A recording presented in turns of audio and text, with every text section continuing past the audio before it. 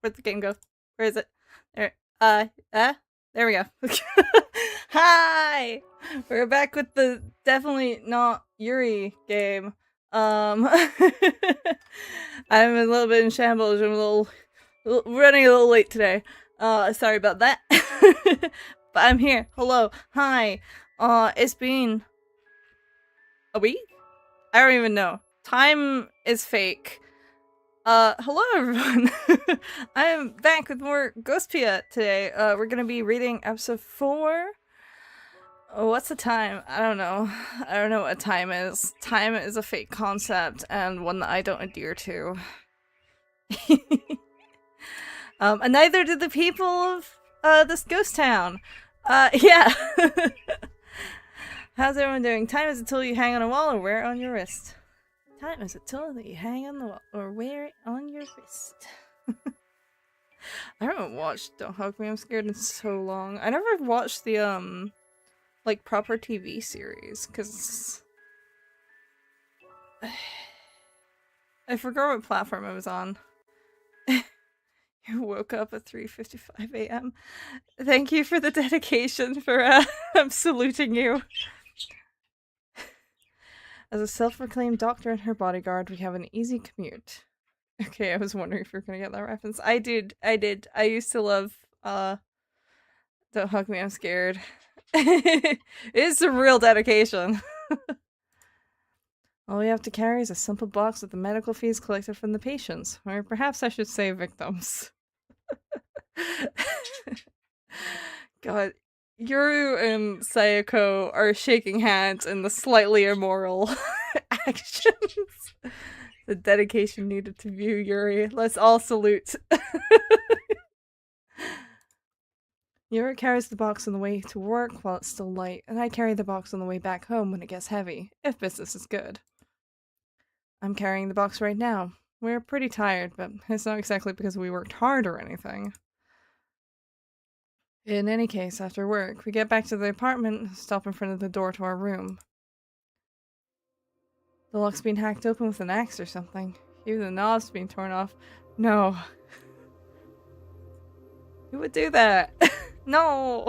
It makes me sad just looking at it. All this time, I've never even thought about how a door might feel. 14 watch streak. Yay! Yippee! Not the knob! No! We gotta do a GoFundMe. Gotta do a GoFundMe for the knob.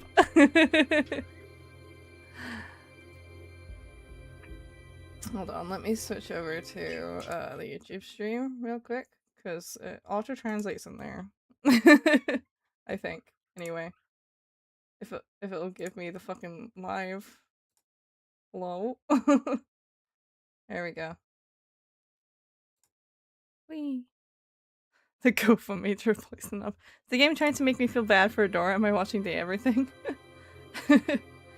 Yuri turns to me and looks me in the eyes without a word. I nod to tell her no. I nod to tell her I know. I'm also just suddenly reminded of a clip from the chase. I then kick down the door as hard as I can. Why are we auto? Don't auto. Before the door can hit the floor, I pull a gun out of my coat and shoot through it once, and then again, and again. Why are we shooting the door more? This poor door! She's a show for old people, and the chasers was a contestant. They were on to replace their back door. Jeez. Rip Dorian. The other Dorians must be so sad right now. No response. I then throw the collection box at the ceiling in the room. When the box hits the ceiling, it explodes into a shower of coins. A voice says, "Whoa," but it's neither my voice nor yours. Thanks for giving away your position. You see, I was only trying to get a bunch of coins on the floor, so if you stepped on one, it'd make a sound that would alert me to your position. So you just saved me the trouble, I guess. The rest is simple. This happens every day, after all. I rush over and fire a shot at the crown of his head. Speed is key. Holy James Bond. Yeah, Sayako's kind of a little nuts. I don't know what's wrong with her. Just like it is with our commute to work.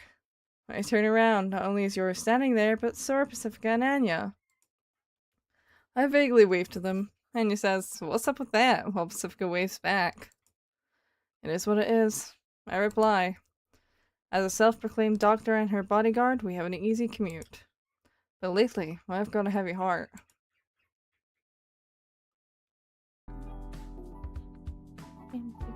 I love whatever's wrong with her. I do too. I don't know what's wrong with her, but whatever is, it's cool as hell. And really funny. Cause why is she doing that?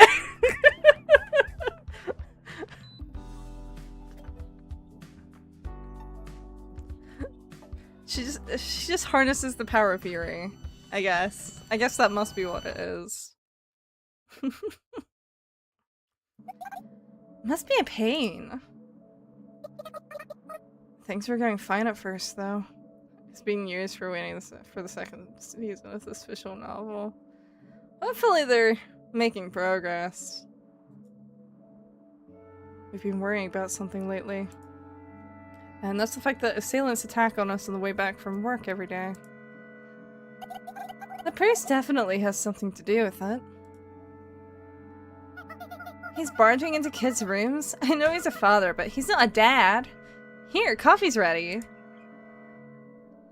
Yuri slams coffee cups onto the table, making more noise than necessary. The rims of each cup are slightly chipped. I suppose it's only to be expected, considering the cupboard containing the cups was recklessly toppled over during the home invasion. Is kissing illegal? Why would they do it? Do they even need to kiss when they're fighting people every day? Or, well, when one of them is fighting people every day for the other? Really? I don't know. They jumped out a window. They jumped out a window together. I think that's pretty solid. Licking doorknobs is illegal on other planets. They need to kiss. Hey, who knows, right? Who knows? The room was dirty to begin with, but it's my only home. And now that the enemy has invaded it, it's no longer a safe place. It's a pain indeed. I stare at the room in my cup to distract myself from the man's corpse still on the floor. This place is home to many memories. I can't say they're all good memories, but they're irreplaceable. And now, it feels like those memories were tainted. But perhaps this is my fault. It probably is. And it's because of my improper methods. That's one way of phrasing it. Sure. I don't know what they call themselves, but he must be in that worthless group of hoodlums who eat sweets around the clock. So he's not with the church? Well, yes and no. The church's power runs deep and wide, both economically and physically. Almost every business, association, and even hobby club runs with the support of the church if you trace the chain of command far enough. Whether the people at the bottom of the chain know it or not, they're financially backed by the church. The assailants attacking you are probably doing so under the orders of some scumbag boss. Either that boss or that boss's boss is probably under orders of the church. Wait, I actually hate her? What, Pacifica? No! So that's why they can do these things without batting an eyelid. And there's also the fact that other organizations wouldn't have any reason to target you. Church lady? She's not affiliated with- well, not officially anyway. I feel bad. Her explanation is simple and logical, but if it's true, then there's nowhere to run. I guess you need a sturdier door, huh? We've saved up a bit of money, so if you could set us up, I'd appreciate it. As quickly as possible. Kill her, Pacifica, no! She's Sayoko's friend. Well, I'm not sure how much I can fudge the schedule personally, but I can manage before long. How long is before long, exactly? Well, it won't take 9,999 days, that's for sure. That's not before long at all. It's her time. She's the imposter. Well, you never know. I shout louder than expected, but the one I speak the most with that shout was most definitely myself. I'm not mad or anything, just a little tired to be honest. Like from the Cube game?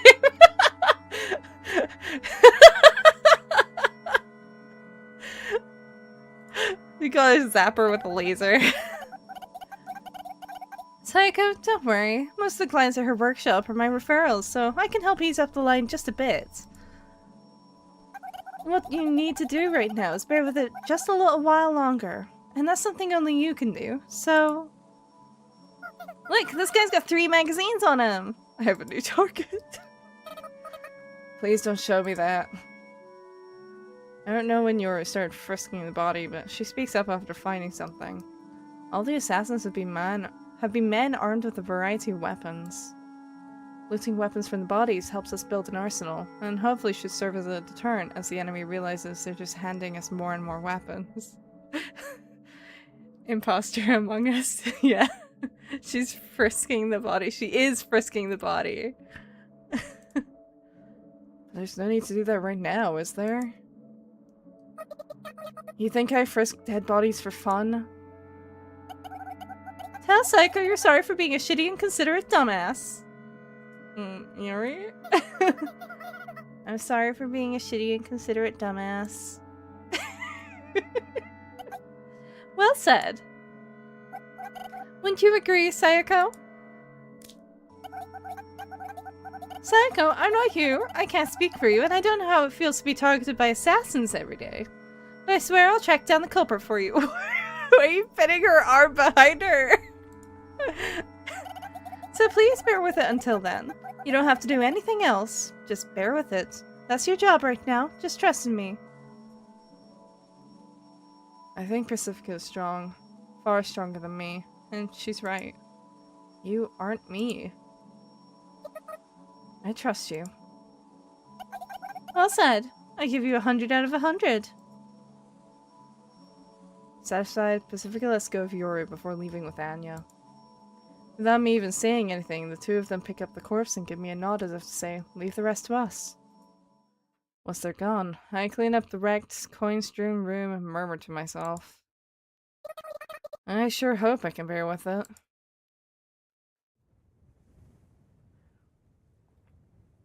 Usually we talk about the patience of the day before going to sleep, but today we're deathly quiet. We still feel slightly reserved around each other, and we don't have much to do or talk about, so we simply get ready for bed. Sorry about earlier. I've been a little weird today, or rather, these past few days. Everyone is a little bit weird. It's something I've been saying to my patients a lot lately. I see.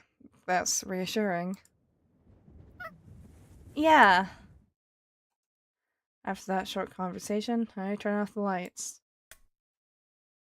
I love that we haven't, like, gotten her a separate bed or anything. They're just like, yep, we're just sleeping together. That's fine. I wake up to the sound of the doorbell. Who could it be this late at night? I mean, this close to dawn. Door repair? No, it's way too soon for that. Package delivery! Shouldn't need a separate bed. You're right. You're so right. Pay me for the door repair. For a second, I wish Yuri would get it, but she's dead asleep. Even more dead than a ghost, with her leg entangled around mine. They can sleep together. They can sleep together. I mean, clearly... clearly it's working, I guess. Whatever they're doing. They're so Yuri-ful. In such a strange way. Yuri's pajamas are so unbuttoned, she's practically not even wearing them. I chuckle to myself because I've grown so used to seeing her like that, it doesn't even faze me. They can also kiss. They can also kiss. We're like slowly pushing their heads together like they're little plush toys. Tomorrow's going to be like any other day. I'll talk with Yura and we'll go to work together. I slip on my slippers and slip out of bed. Hello. The dolls will kiss. Yes. It's just holding them, just smashing them together. There's a slight crack in the hastily duct-taped door. It's dark in the room and bright in the hall. I can see someone standing outside without even having to get close to the crack. Oh. I don't know why Nightbot is on such a hair's trigger today. Good God. Okay, whatever. These boots are familiar. They're the same ones worn not by today's assailant, but an earlier one. He's got a pretty heavy package with him. Whenever I loot a gun from our assailants, I toss it under our bed. If I just reach in, I'll find what I need. There we go. For just a moment, I worry if I'll wake up Yoru. Well, whatever. Oh, a heavy package. Oh. You know what? Now that I think about it, this game does really remind me of, when you're a kid, like, playing with Barbies or something. And you just... you're, like, simultaneously doing, like, romances. And, like, no one owns any Ken dolls. So it's all between all the Barbies, right?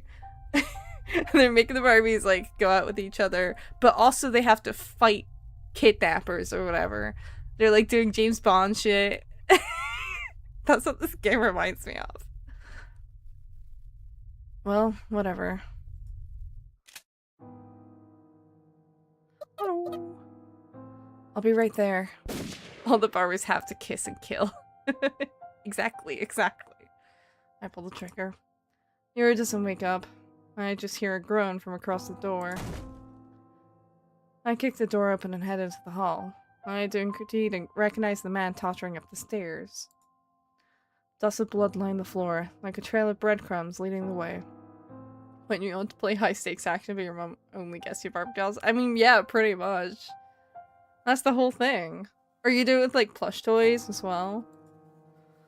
The bloodstains get bigger as I go up the stairs. It's a sign the man's getting weaker, which should normally be a good thing. Hey, Barbies can have high stakes too. Girl bosses are born this way. Exactly! It's in their DNA, really. That's why I think to myself, well, it should be fine. I've just become that desensitized to these sorts of armed conflicts. However, something's a little off about this particular situation. Oh. Who the fuck is that? That's not going to help you, you know. The man doesn't react to my warning, leaving us at a stalemate. By the way, ham's delicious. I haven't had any in a while. Do you know any good places to get ham? I've been living off of canned food lately. As you'd expect, the man just looks at me incredulously as if to say, what's her problem? That's your chance, whoever you are. Fire! Who the fuck are these two? That's the first word I ever hear from her. She says it so spontaneously, and my body just naturally flows into motion. It's as if my body were built to respond to that voice command all along. Her voice is curious, but not for that reason alone. It's sweet. Metaphorically, I mean. No, wait, that's maybe only half true. Somehow it really does feel sweet. It's kind of a strange sensation. Bablamo. Ham is good. I do like ham. I really like cured ham. I love all sorts of ham, actually. God, I love ham. Ham's good. Ham's real good. Oh, don't mind me. I stir steam pipes up from the cup of tea placed before me.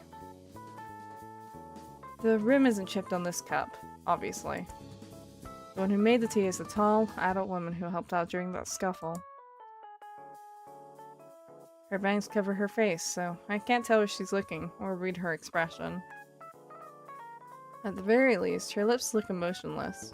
She's honestly a little scary. Her stoicism and burly physique really contrasts with the other girl's gentle smile and delicate figure. What's the most striking about the burly woman is the gaping hole in her gut. It's the gunshot wound from the bullet that pierced through the man's body. Jeez, just tank that? Hi, Foxy! Hello! How are you doing? The art of this game is really good. I like it a lot. I have no idea how much kinetic energy a bullet can maintain after piercing through a man's body, but in any case, the bullet pierced through her clothes and there's blood soaking around the hole. It can't just be a flesh wound. High defense, I guess, yeah. She really put all her stat points into that, I guess. But yeah, it is a very distinctive art style. It's very pretty. Yet she's completely calm, and she's not the only one.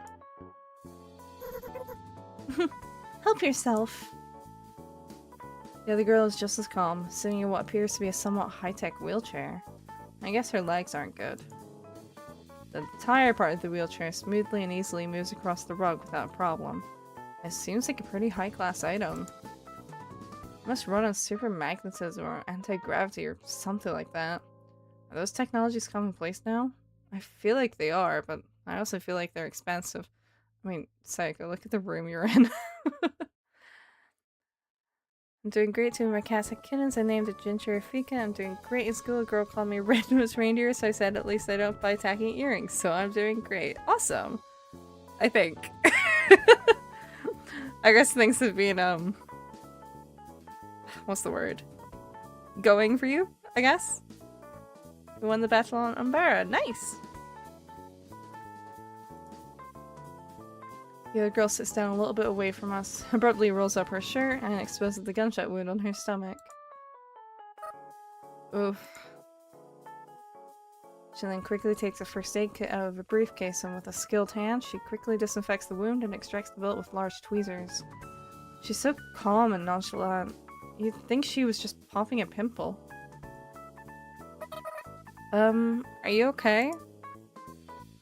I call out to her without thinking. I'm the reason she got hurt, after all. Matt. My name. Don't worry about my injury. I train. Is that enough? Is training enough to tank a bullet wound? Okay. I guess maybe for ghosts, huh? Miss Met's voice is way more gentle than I imagined. It makes me kind of happy. Though, I'd be happier if I didn't see the shiny red bullet in the tip of her tweezers. I'm allergic. Evil fox. Oh, gunshot wounded girl, okay? I would just, summon demons. What was your favorite tank fox from the tank game? I think Clone Trooper just really likes tanks. I don't know anything about tanks myself, but I guess feel free to talk about tanks. Unfortunately, I don't know any types of tanks. Yeah, IRL tanks. We're ghosts after all. Even bullet wounds go back to normal before long. What's most important is to avoid immediate death. I'm...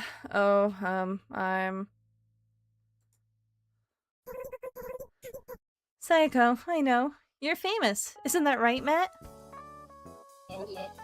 Famous indeed. I'm sitting on a sofa in a room just 2 floors above ours, trying to make myself as small as possible. I feel like telling a ghost, okay, you just need to not die is bad advice.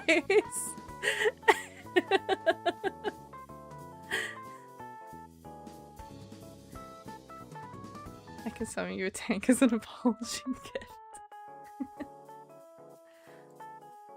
Our entire room is smaller than just this living room. At least, I think it's a living room. Is this still a living room if we're dead? Is this just how the top floor is? It's like the presidential suite of a hotel. Oh, I haven't introduced myself, have I? I'm Renata. I'd appreciate it if you just call me Renja.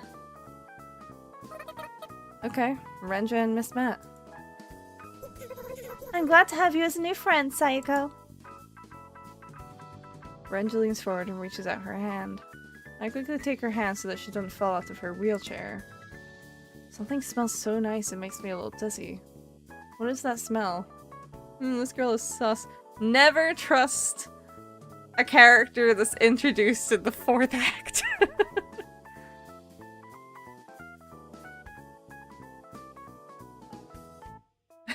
What? A good Russian tank. The Object 279 is the best. Huh. The only thing I know about tanks is that my dad has apparently been in one. Not like fighting, he was a software engineer. That's all I know. I don't know anything about them otherwise. They have cool names though, yeah. I'm flustered, but she's smiling at me from across the table as she hugs a pink plush toy that I feel like I've seen somewhere before, long ago. She's perfect. I can survive a nuke. Huh. That is pretty cool. I gotta lurk now. Okay. No worries, Foxy. This is my room. I see. She looks younger than me. Younger than Anya. Maybe around Clara's age? She seems more composed and mature than Clara, but she ends up looking to be the same age due to how she just won't let go of that plush toy. So I guess I can speak more casually with her. And I feel a bit weird to act all formal with someone younger than me after all. Or is that just my pride talking? After overthinking it, I end up stumbling my response. The kitchen's in another room, you see. I see. It might be a bit bigger than your room. You must be rich. It's because I make a lot of things, like what's on that plate. On top of the plate are sweets wrapped in a stylish plastic bag. Something you'd expect to see at a brand name store. So, I guess she sells sweets. Maybe that's how she's earned her riches.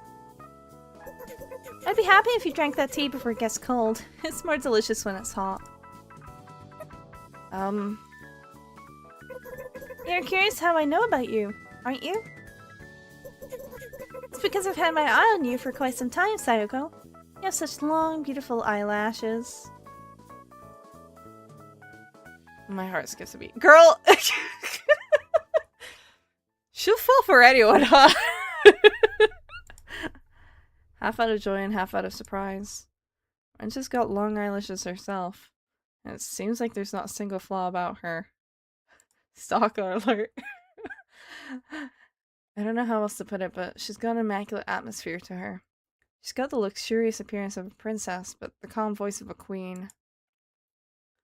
She's refined and refreshing, like well-chilled imported mineral water that you'd find in a somewhat fancy supermarket by the station. Okay, that's a weird metaphor, but still. Your hair could use a little work. Do you do proper hair treatment when you take a bath? Dog.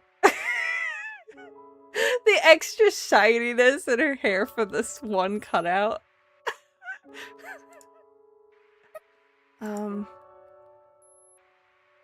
Hair treatment. That sounds like such a foreign word to me. In fact, I only started to take baths when Pacific and Anya told me to. At least I'm better than Yuri, okay? She doesn't even take baths if you tell her to. It's weird hair care. Yeah. I haven't been doing it very much recently. I'll share what I use with you.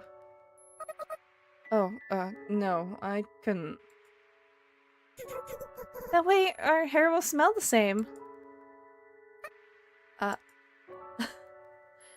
Miranda looks right at me with her reddish brown eyes. Wait, okay, I'll take your word for it, Sayoko. I don't understand the meaning of her gaze. Despite Ren just seemingly knowing everything about me, I have no idea how she feels at all. Okay. You know, this tastes pretty good. For a powder, anyway. Living things do not exist in this town. And perhaps for that reason, most food products aren't fresh, but processed foods like smoked meat, sausages, or vacuum-sealed quick meals. We don't even drink coffee brewed from roasted beans, just freeze-dried instant coffee. I don't have many opportunities to drink tea, but this tea is probably made from powder rather than actual leaves. After hesitating for a moment, I take a sip. It's sweet, but the flavor doesn't leap out at me. It just vaguely tastes like expensive tea. It reminds me of some tea I had with a friend when we went to a tart stand inside a department store. I think. Wait, what's a department store? Thank you for saving me. Don't mention it. I mean, it was kind of my fault to begin with. You'll be my friend, won't you? Huh? And there goes the memories. Yep. I know it might sound weird for me to say this, but I just thought you were so cool and amazing back there, Sayoko. I would love to have a friend like you, Sayoko. That is, if you think I deserve it. You know, maybe some good come out of pretending to be a ninja in some strange town in the middle of nowhere after all. I don't know how to say it, but this experience is special to me. You see, it'd make me very happy. She's like hitting all of the pinpoints for Sayoko, huh?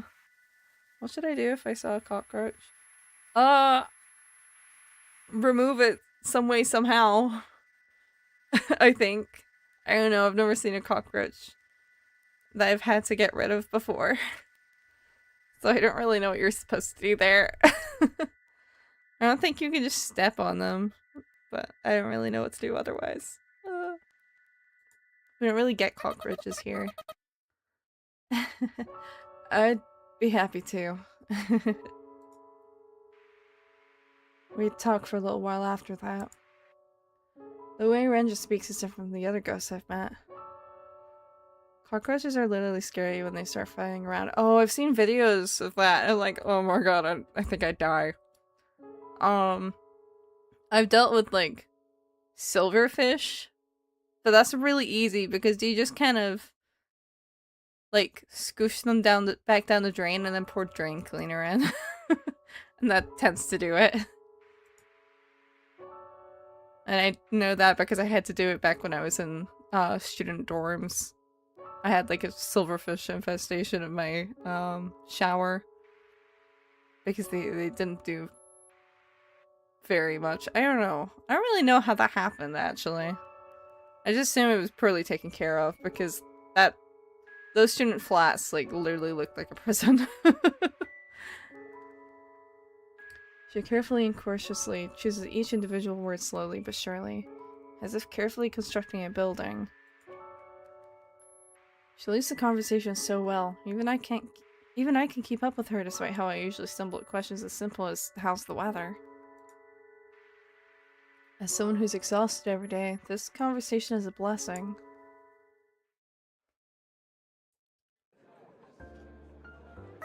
Actually, maybe that's an idea. Can you like, I don't know, does pouring drain cleaner on a cockroach work, or are they also kind of immune to that? I don't know the extent to how durable cockroaches actually are. Because I know they, like, you can't really stamp them out. I don't know. Does that work? How are you supposed to get rid of cockroaches, actually? Like, genuine question. I've never had to, so... Yo. When Yuri and I enter the cafe, Anya raises her hand to catch her attention. You're early. Sorry for calling you out here. Hey, no sweat. What should we order? Don't bother with the new menu items, they're not very good. Meow. Meow. Really? I want to apologize for yesterday, but I can't find the proper timing, so I end up awkwardly biding my time. But Pacifica arrives soon enough, and after some small talk, we get to the point. Yeah, I guess as long as I apologize by the time we head out, I'm good. So this is the thing I wanted to show you guys today. Anya tosses a small resealable bag onto the table. Yeah, thank you. It's well practiced. Oh my god, speaking of cockroaches! Ew, gross. Although it is a pill bug, yeah. Close enough, though.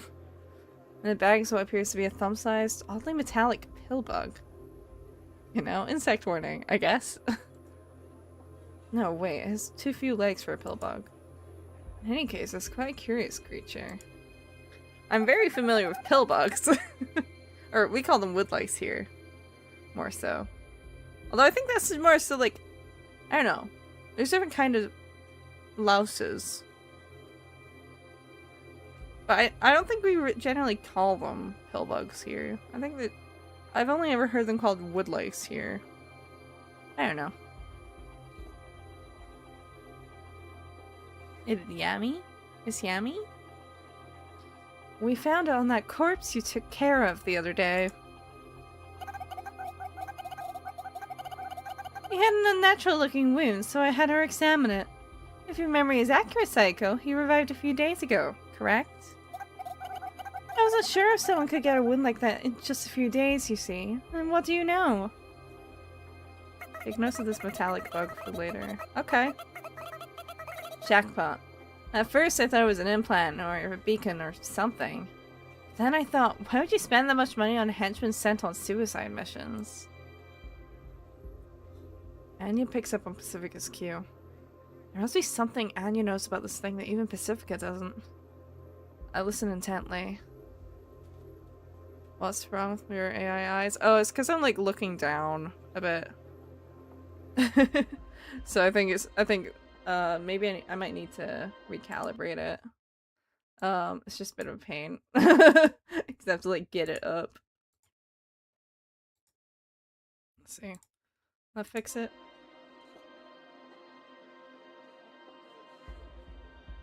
Yeah, I think it was just calibrated a bit off. Hearing the Animal Crossing noises is setting me a little.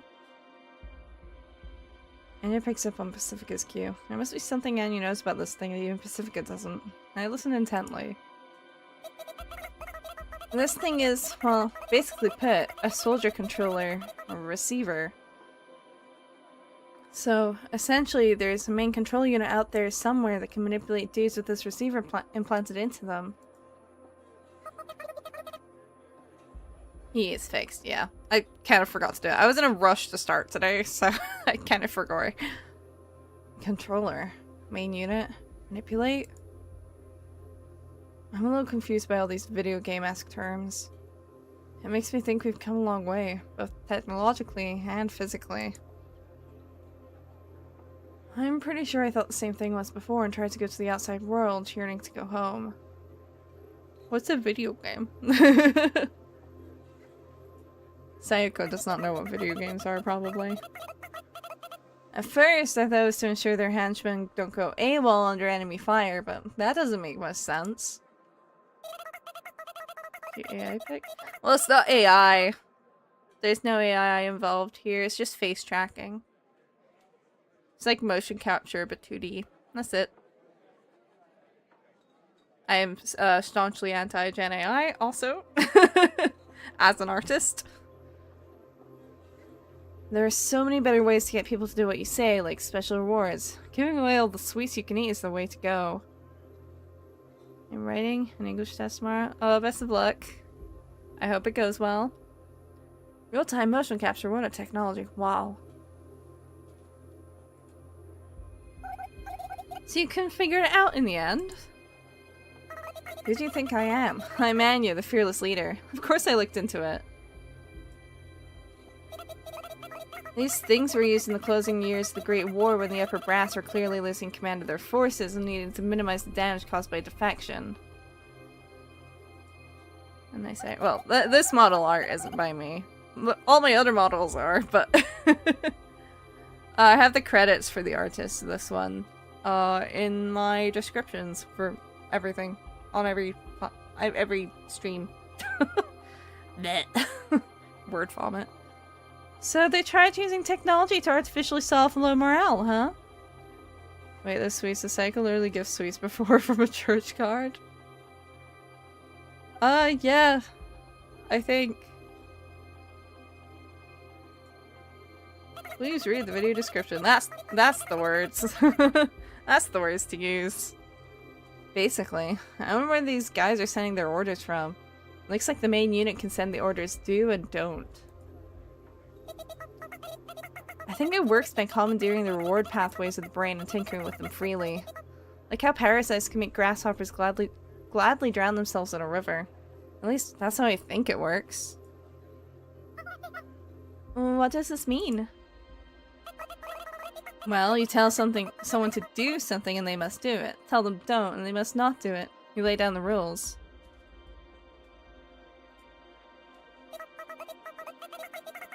I don't know how much it'd cost to fully replace a brain with a machine, but unlike a robot or cyborg, these soldiers can think about various aspects of their missions, and can thus violate parts of their orders as long as they uphold the order overall. Now that's a blatant disregard for human rights. Yeah, I guess it beats national collapse, though. You sound like an expert. Actually, I just heard this from an acquaintance of mine who happens to be an expert. He's a man, by the way. Huh? Yeah. So what?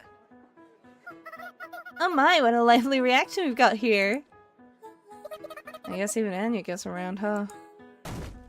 Hey, cut it out!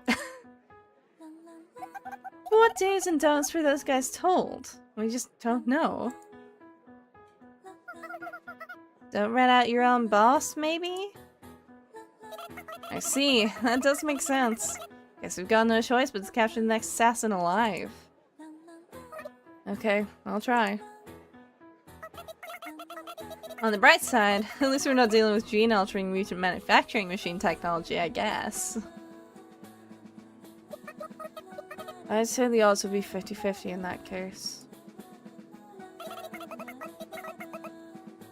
Teenage ninja versus mutant would still be a tough matchup, huh?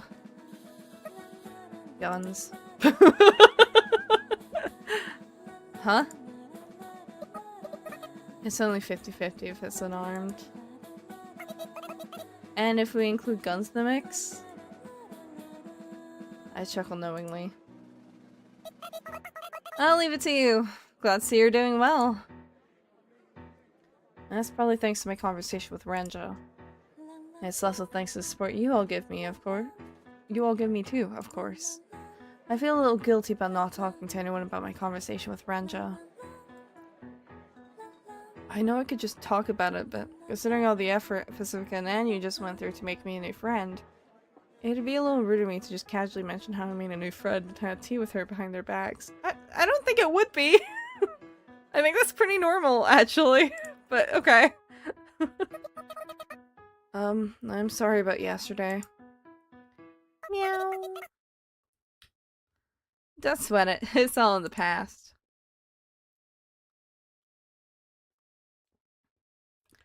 And thus, we plot to capture the next would-be assassin and cut him open, according to your suggestion.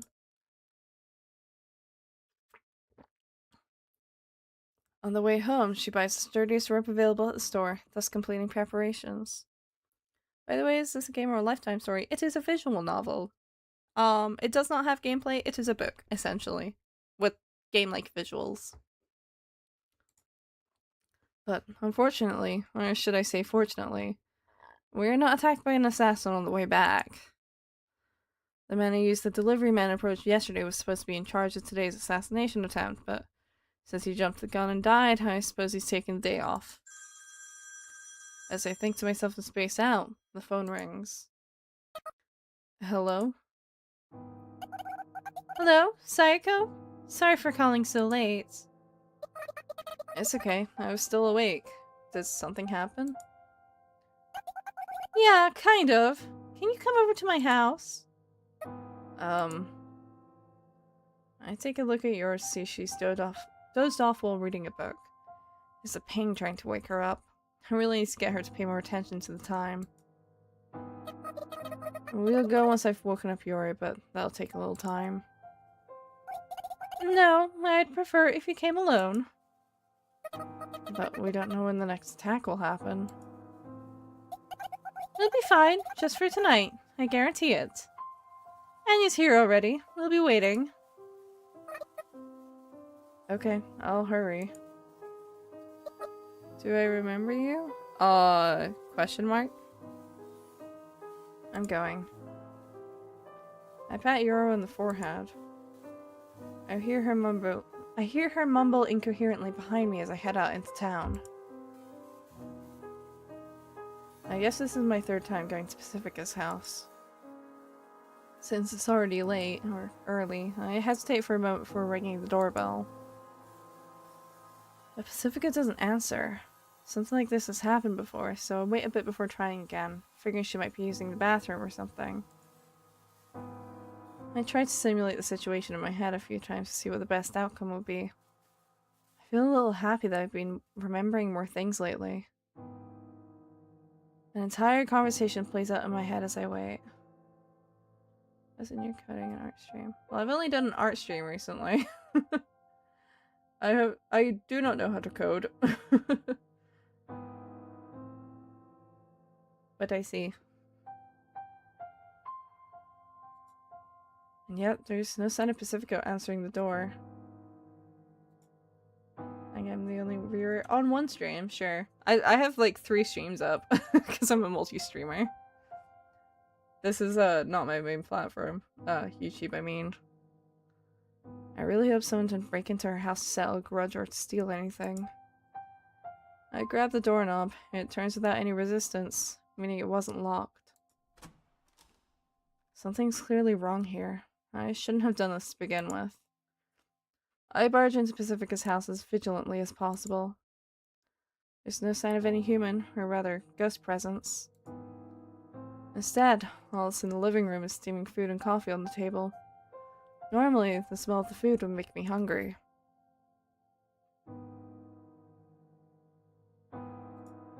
But something feels ominous about this place. Someone must have broken in here after all. Wait, no. Stop. I was trying to check if I'd missed something around. Okay, that's fine.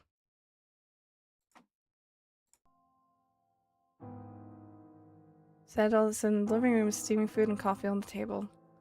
Normally the smell of the food would make me hungry. But something feels ominous about this place. Someone must have broken in here after all.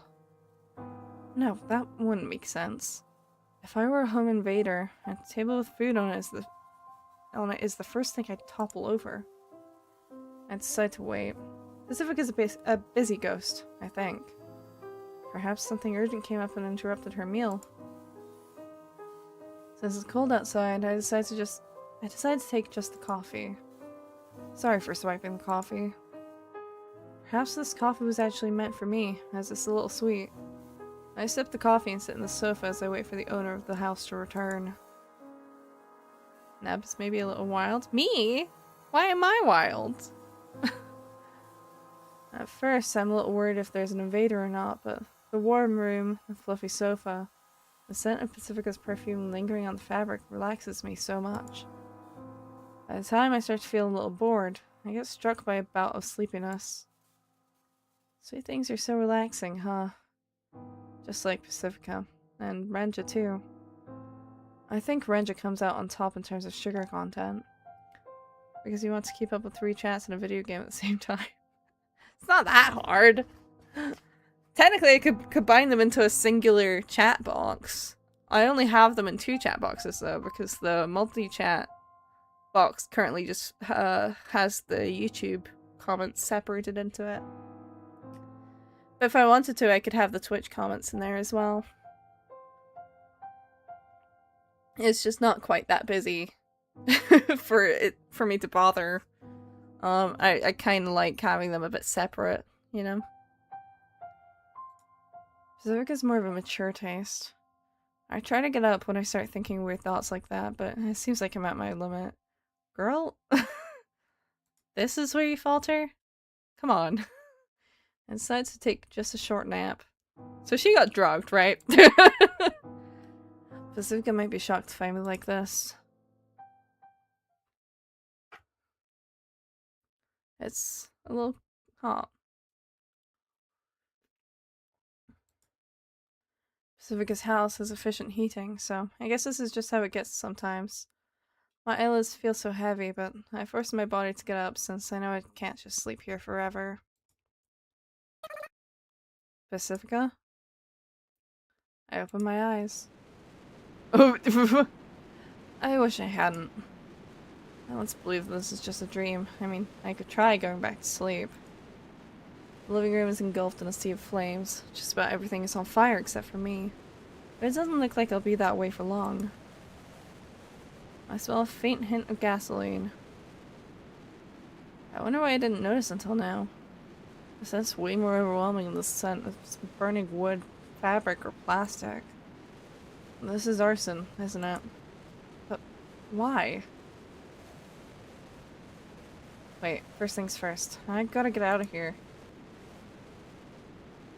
With all the warning alarms going off in my head, I should have jumped out of my seat, but I don't. Uh-huh. I can stand up, but not for long. Even if I brace my legs, the upper half of my body doesn't balance along with them. This segment makes me anxious because at the end of episode 3, Pacifica is planning something to get rid of the ninja when she is talking to the priest, and I thought Pacifica was betraying Sayako. My theory point is Pacifica was an ex-member of the church, probably. It would not shock me. I tell my body to hold on, but the command just fizzles out before it can spread all the way. I'm frustrated, but even the frustration fizzles out. My mind goes blank. It's like I try to count to 16, but can only get to 8. I start to break out into a sweat, filling my clothes with unpleasant dampness. I need to use that displeasure as a tool to prop up my feeble concentration. When I totter over to the table, I consider placing my hands on the edge, probably due to smoke inhalation. Well, yeah, that wouldn't help. I think you also got drugged, Sayako. Unfortunately, I probably can't run my way out of here. I look around. The window. If I try going out the front door, I'm most certain I'll lose consciousness before I get there. I place my hands on the glass. I gather up all the strength I can muster and smash it. Fresh air touches my cheek. I see the text now under the game. Well, thank you for reading it. Almost there. Hang in there. Get your upper body out the window. This time they're thinking they could have saved him. Well, no, she's by herself. She kind of has to think through. Not gonna lie, the art style looks like the 1980s magazine, which means it's good. I like this art style. Yeah, no, actually, you're kind of right. It does actually kind of remind me of that sort of style. Ugh.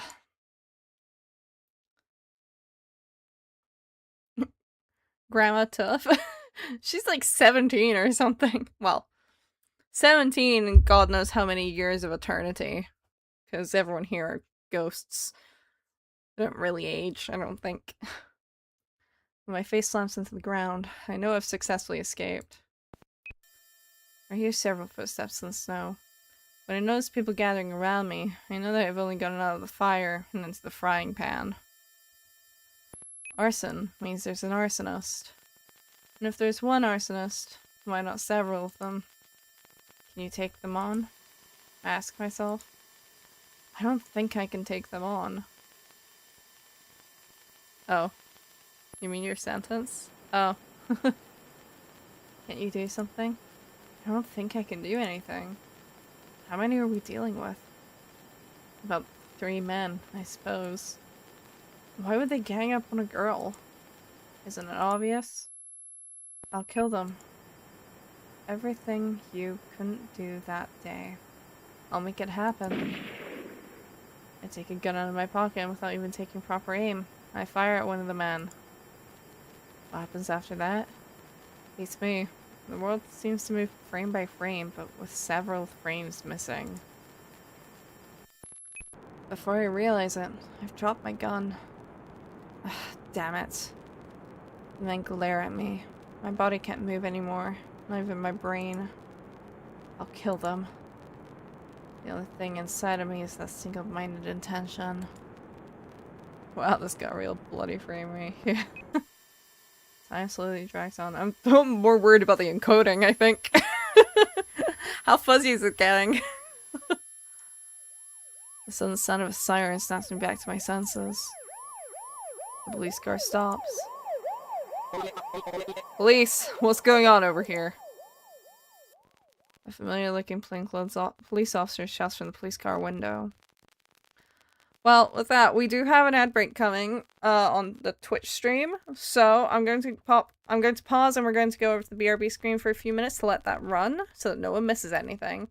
It's also a good opportunity to go to the bathroom, get some water or some tea, do some stretches, stuff like that.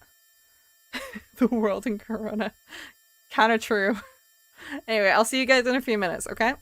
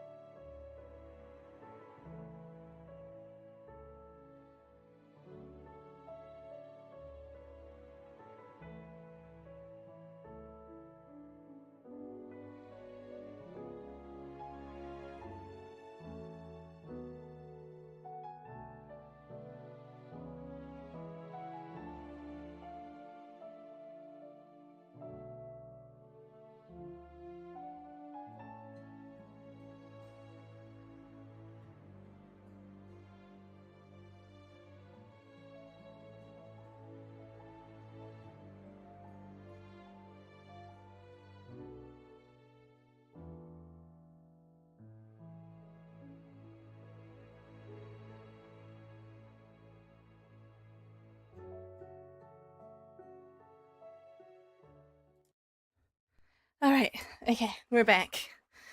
Hello. Hi, Aiden. Hi, Sabrina. Welcome back. Welcome back. What did I say? You might have just sent messages too close to each other. I don't know. I really need to adjust that. It was supposed to stop people who are like spamming hi, hi, hi, hi, and it just overreaches for some reason. I don't know. I don't know why it does that.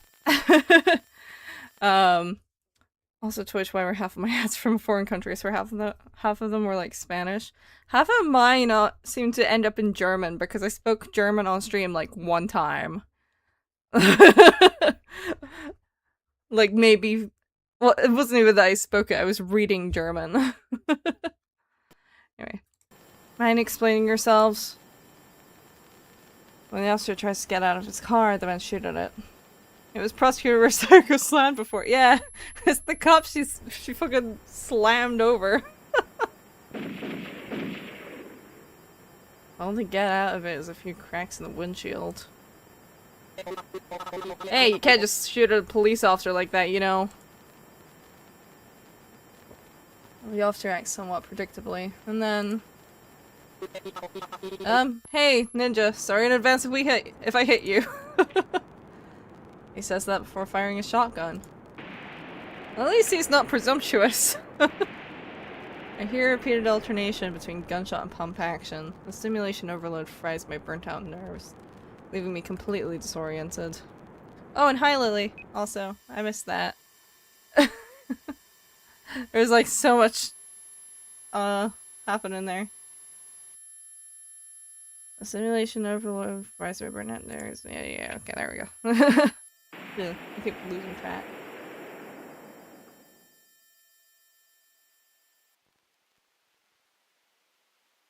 Before I know it, it's just me and the officer.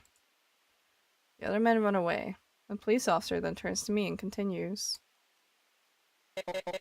Hey, you don't need to be so apprehensive. I'm on your side today. Liar.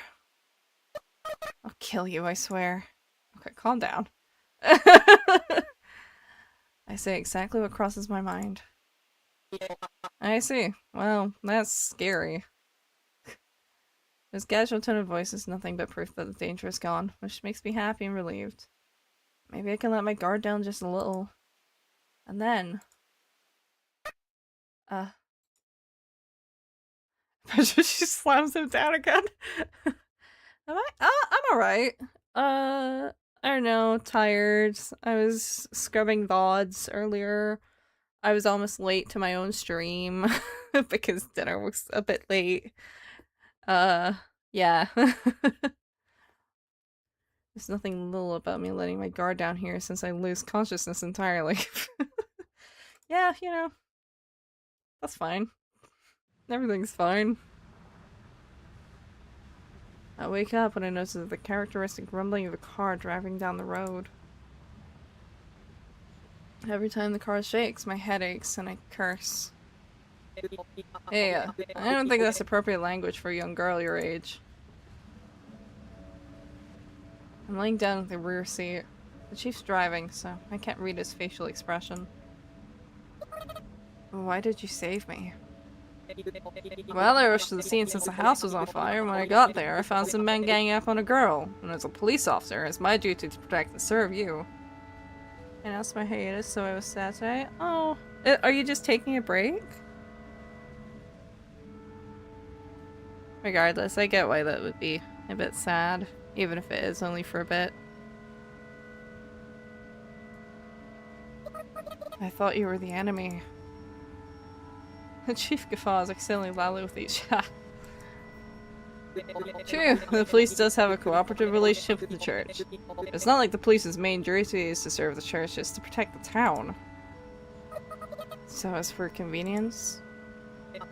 We want to protect the town, and if that means picking sides, we'll pick them. So, about the fire.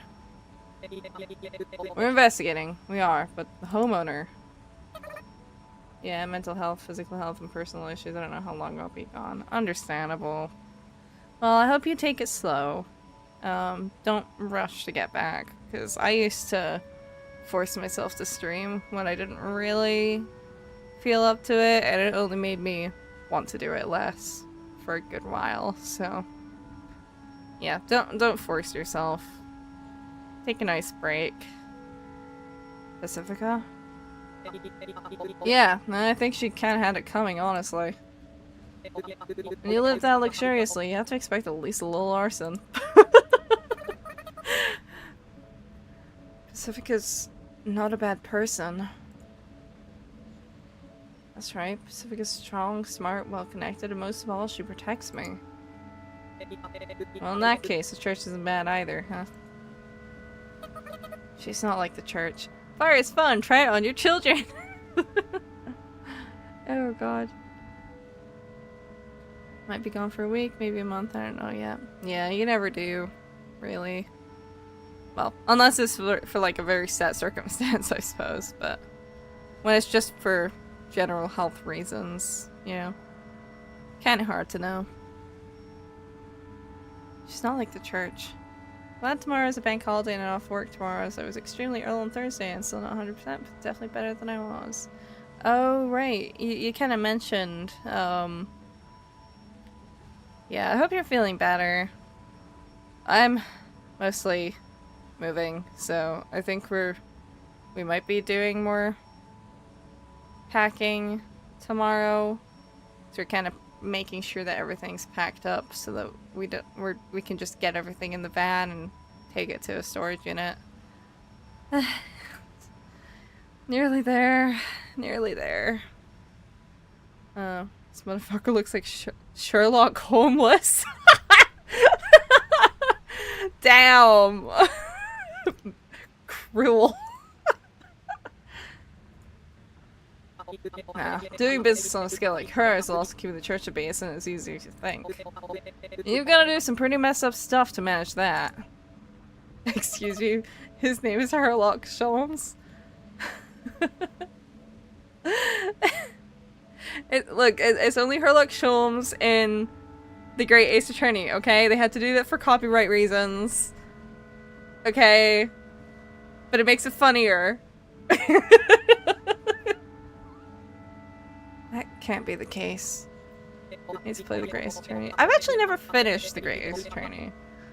I think I got to like the end of case 3, and then I put it down for some reason, and then I haven't finished it. She's probably trying to seize control of the town away from the priest. That's what they've been saying since forever, at least. Not only does my head hurt, now my heart's throbbing too. I don't want to hear it. I really don't. There's a side of Pacifica that I don't know. A side I'm too afraid to know. What I'm most afraid of is losing my trust in her. I want to believe in her. Yeah, I'm better. I still have a bit of a sore stomach and I'm extremely tired today, but otherwise back to full health. That's good. And the name Sherlock Holmes dates back to 1910. Ah, that doesn't shock me, actually. Everyone's whispering that she's seriously vying for the top spot of the food chain. She got the strongest bodyguard in town on her side, after all. So that's what people think about my relationship with Pacifica, huh? That's not true. We're precious friends. Pacifica's the one who brought me out of my room, you know? When she went up against Arsène Lupin.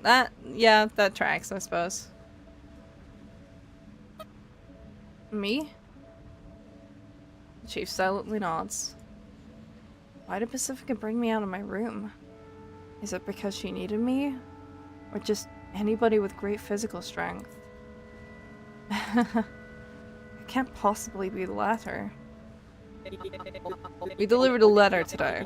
That's something we do every so often. We've earned a fair bit of trust, see? And? It was a letter from the church to you-know-who. Before I realize it, I'm gritting my teeth. The palm of my hands hurt too since I'm clenching my fists and digging my nails into my skin.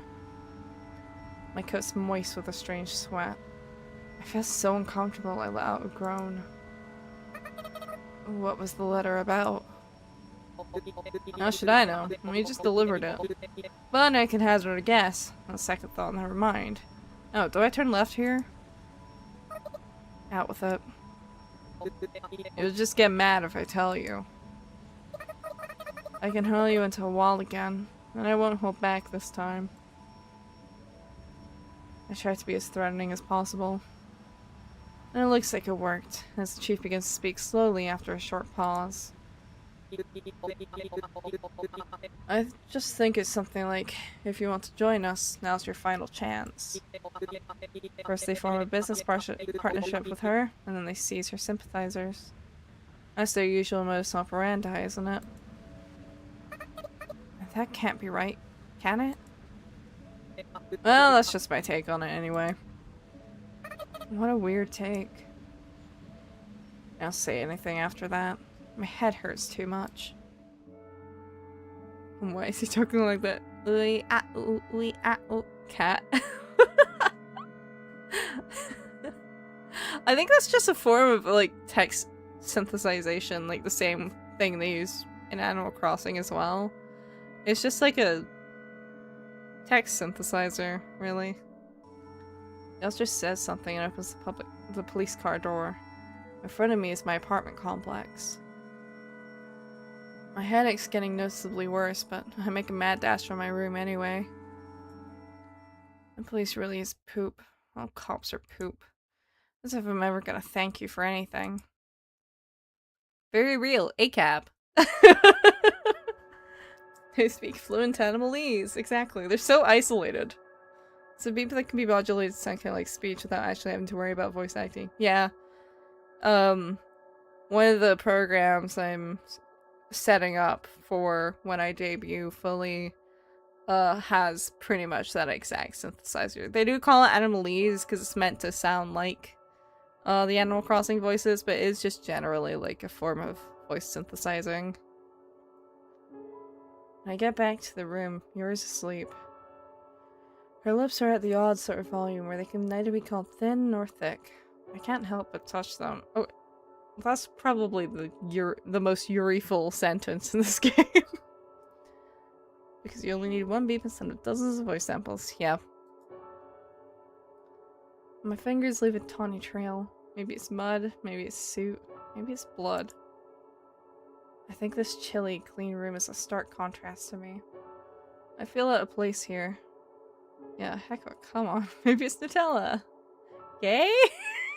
It's not the straightest sentence in the world, is it?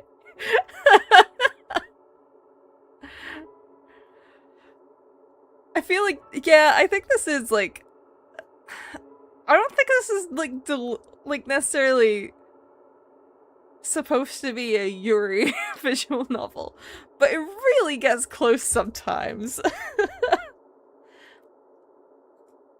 I'm filthy from crawling on the floor through the fire.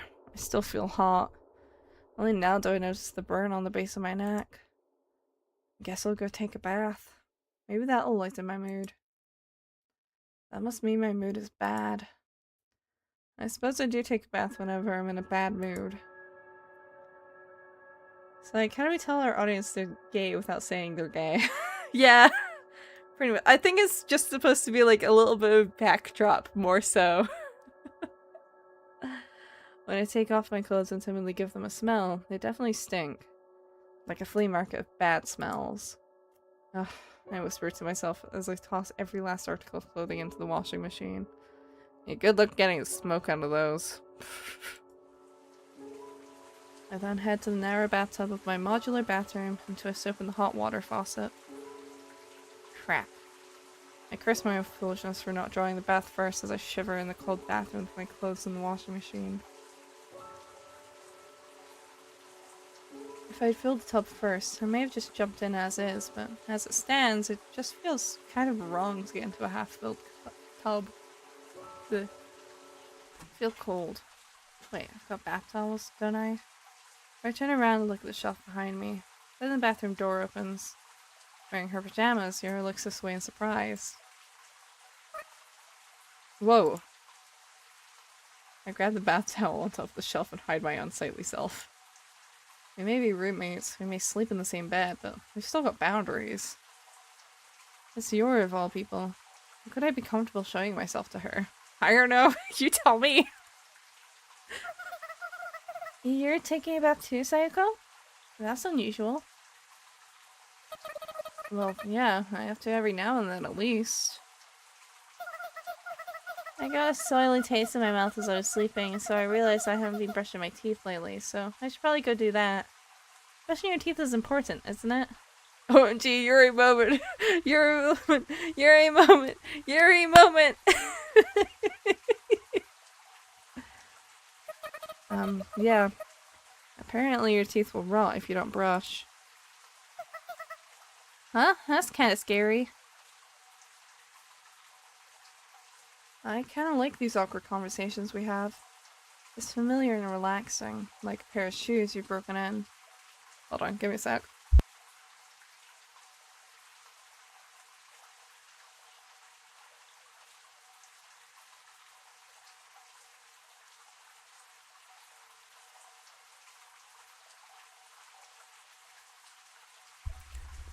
Okay, there we go. I had to clear my throat real quick. I got a little dirty myself, so I need to go clean up my body. There's something I'd like to talk about once I'm done taking a bath. She caught me by surprise, but this could actually be a big chance for me now that I think about it. I mean, yeah, I guess. It's almost dawn, or obligatory curfew where ghosts cannot maintain consciousness. What I have to tell Yuru isn't easy to talk about, and I don't know how to follow it up once I'm done. She has left the tap running. Hopefully the bath hasn't been overflowing. She's been there that long. I don't know, my bathtub takes like a good 5-10 minutes to fill up, so... Will you go at it with me is the question. Pray for it.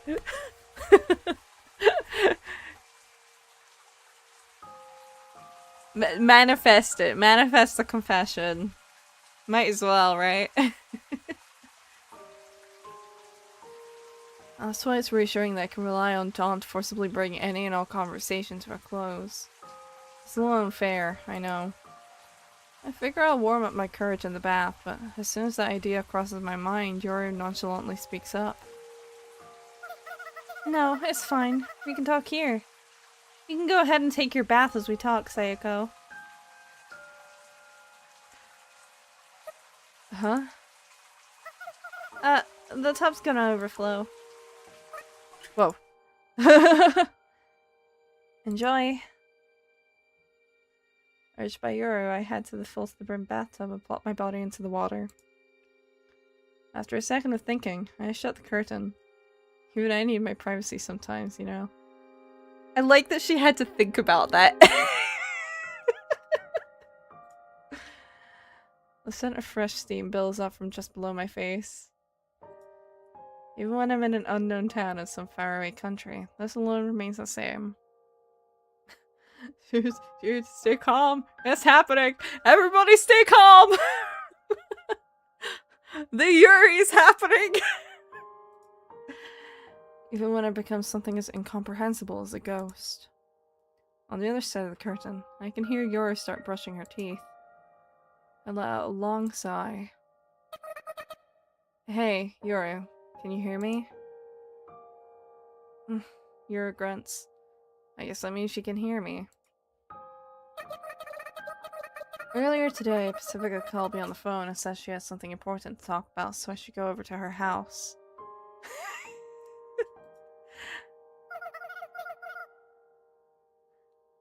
You could have woke me up so I should come too. I should have woken you up so you could come too.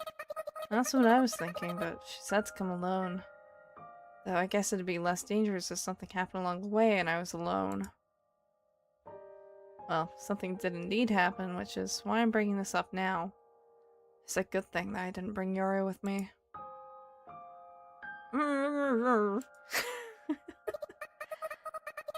I didn't catch that, but you want to know what happened next, huh? Well, when I got to Pacifica's house, nobody was home, and like an idiot, I fell asleep. And when I woke up, I fell silent for a moment. Or rather, I can't find it in me to keep talking. I recall that moment of despair. I've got a thick skin, and a thick skull to boot. Oh, so gay. I can't think of anything more Yuri about telling your quote-unquote roommate about how you almost died going to what you think is a friend's house while you let her sleep. And also you're in the bathtub while you do it.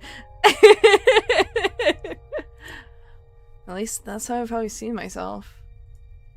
When I think about the despair and hopelessness I felt in that moment I woke up, the back of my throat clenches and I can't get any words out.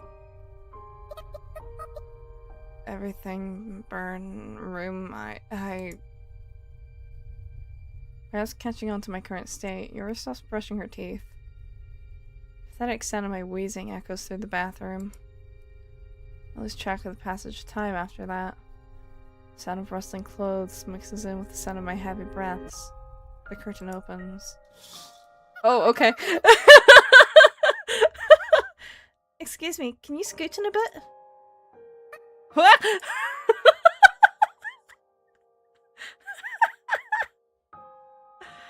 A fully naked Yuri steps into the bathtub, pushing me a little to the side.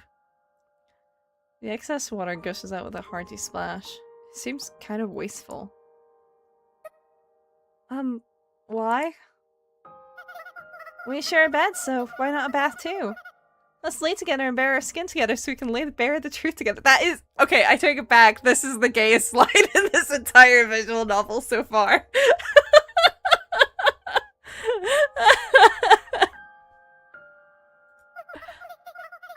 You know that, showing skin to each other in a friendly way thing you told me about, Sayako? Yuri! She's a minor. They're both minors, I think. They're pretty vague on it. But I believe they're both the same age, technically. That's so weird. It might be weird, but I don't mean anything weird by it. You're overthinking things, Sayako. Stay calm, chat. It's happening. Anyway, let's move on. Whenever Yuri talks, a fresh but artificial mint scent tickles my nose. I don't remember telling her about that cultural tidbit. In fact, it feels more like a cultural tidbit between boys, if anything. But maybe I'm just upset that I can't remember telling her about it.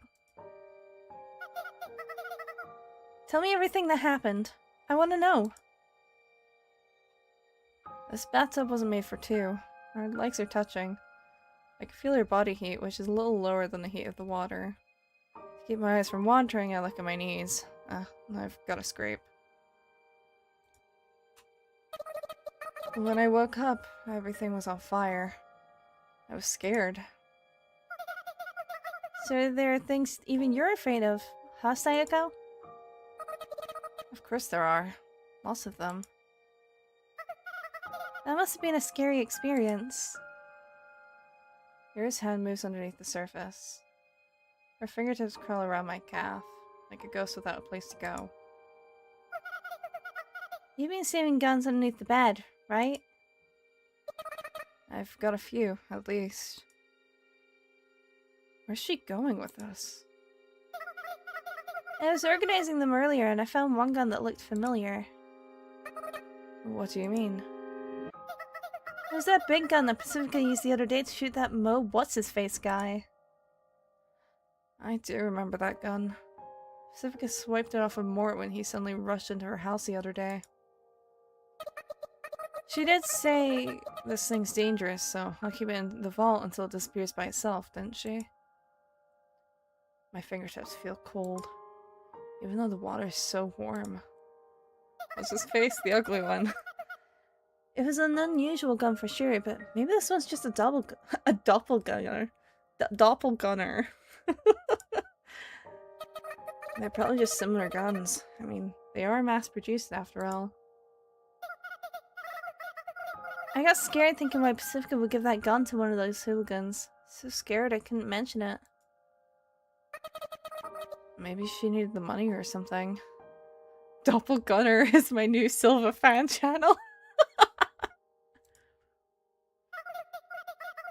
Yeah, hopefully it's something like that. Okay, your turn, Sayako.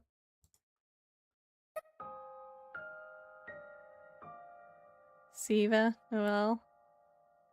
Huh? You don't have to talk if you don't want to, but I think talking things through will help you feel a little bit better. That's my opinion as a specialist, at least. Hey, what's that supposed to mean? I'm fine, but I just suck at talking, so I might... I'm sorry. His slow, started words. I managed to tell her what happened after that. The chief happened to come to my rescue and the unpleasant things he told me after that. As a bait and switch channel, the name is intentionally supposed to be misleading. And I don't know if it matters. The joke remains the same. But also I can't see the difference in the font that the OBS or well the Twitch chat box uses really. And the music are bangers. If we were talking anywhere else besides the bathtub, I might have withheld several details or exaggerated the number of men threefold. Threefold? I definitely wouldn't have told her about what I heard from the chief. But the warmth of the water and the sensation of your skin make me feel so relaxed and well bare that I can't help but bear the truth. I see. That must have been rough. I was scared, but just a little. Are you still scared? Just a little. I see. Yuri starts stirring, and for some reason, she strokes her wet fingers through my hair. I think I'll take a break from my medical practice for a while. I softly gasped at Yuri's declaration, because I had a feeling we'd have to talk about that once we got out of the bath. But it took her so much work to get that job. I don't want to take it away from her. Even someone as dense as me can tell that Yuri thoroughly enjoys that job. But she might be the next thing to go. I was ready to protect her. Even if it meant taking away the only joy in her life. Even if it meant making her hate me. I'm sorry. You have nothing to apologize for. In the end, I didn't need to tell her to quit her job. I didn't have to make her hate me. It's such a relief, it feels like a weight's being taken off of my shoulders. Sayako. Yes? I'm so sleepy. Yeah, me too. Yours droopy eyes look quite sleepy indeed. Mine must look just like hers. I see. The sun must be starting to rise beyond these small bathroom walls. Ghosts are creatures of the night, and are therefore not allowed to be awake in the light of day. That's why we inevitably grow tired and fall asleep. I guess this is fine every now and then. We're too tired to even get out of the bathtub. Whether we like it or not, our senses seem to dissolve into the bathwater as we doze off to sleep. This situation reminds me of something. Oh, right. A double suicide. Death dissolves the boundary between the two of us as we melt into a puddle together and disappear. Who are you, Dazai from Bungo Stray Dogs?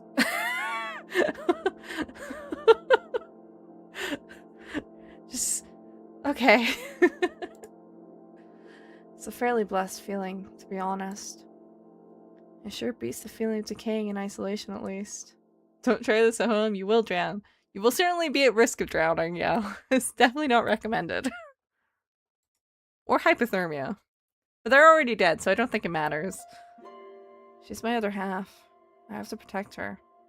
At least, that's how I feel. And just like that, it's morning. I think.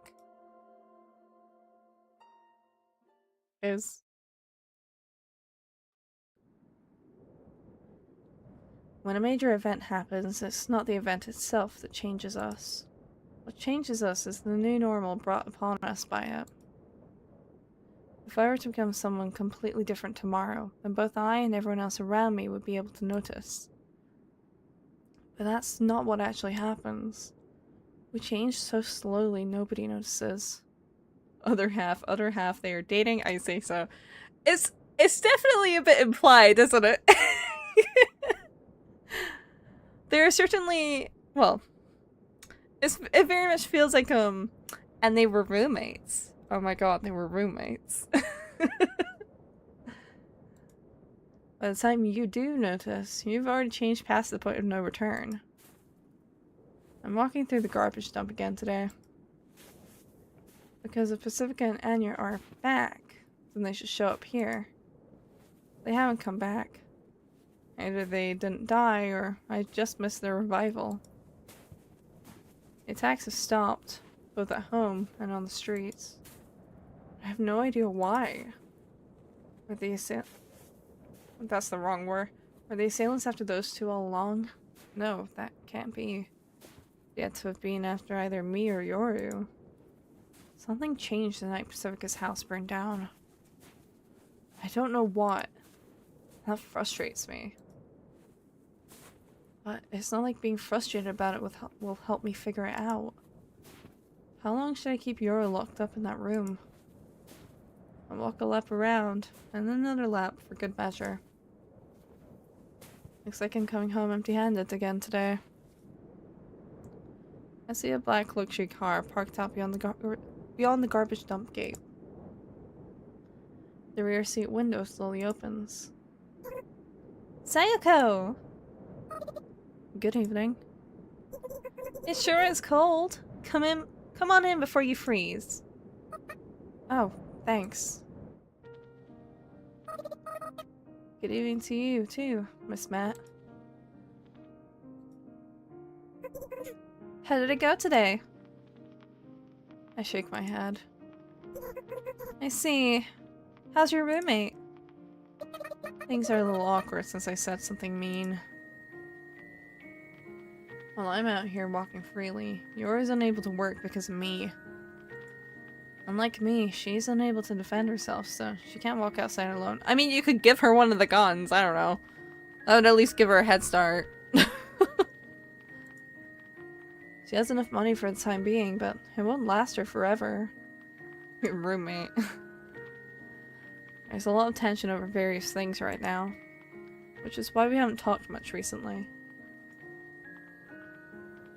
I told this to Renja earlier, and it looks like she remembers. I see. Things must be tough for you, too.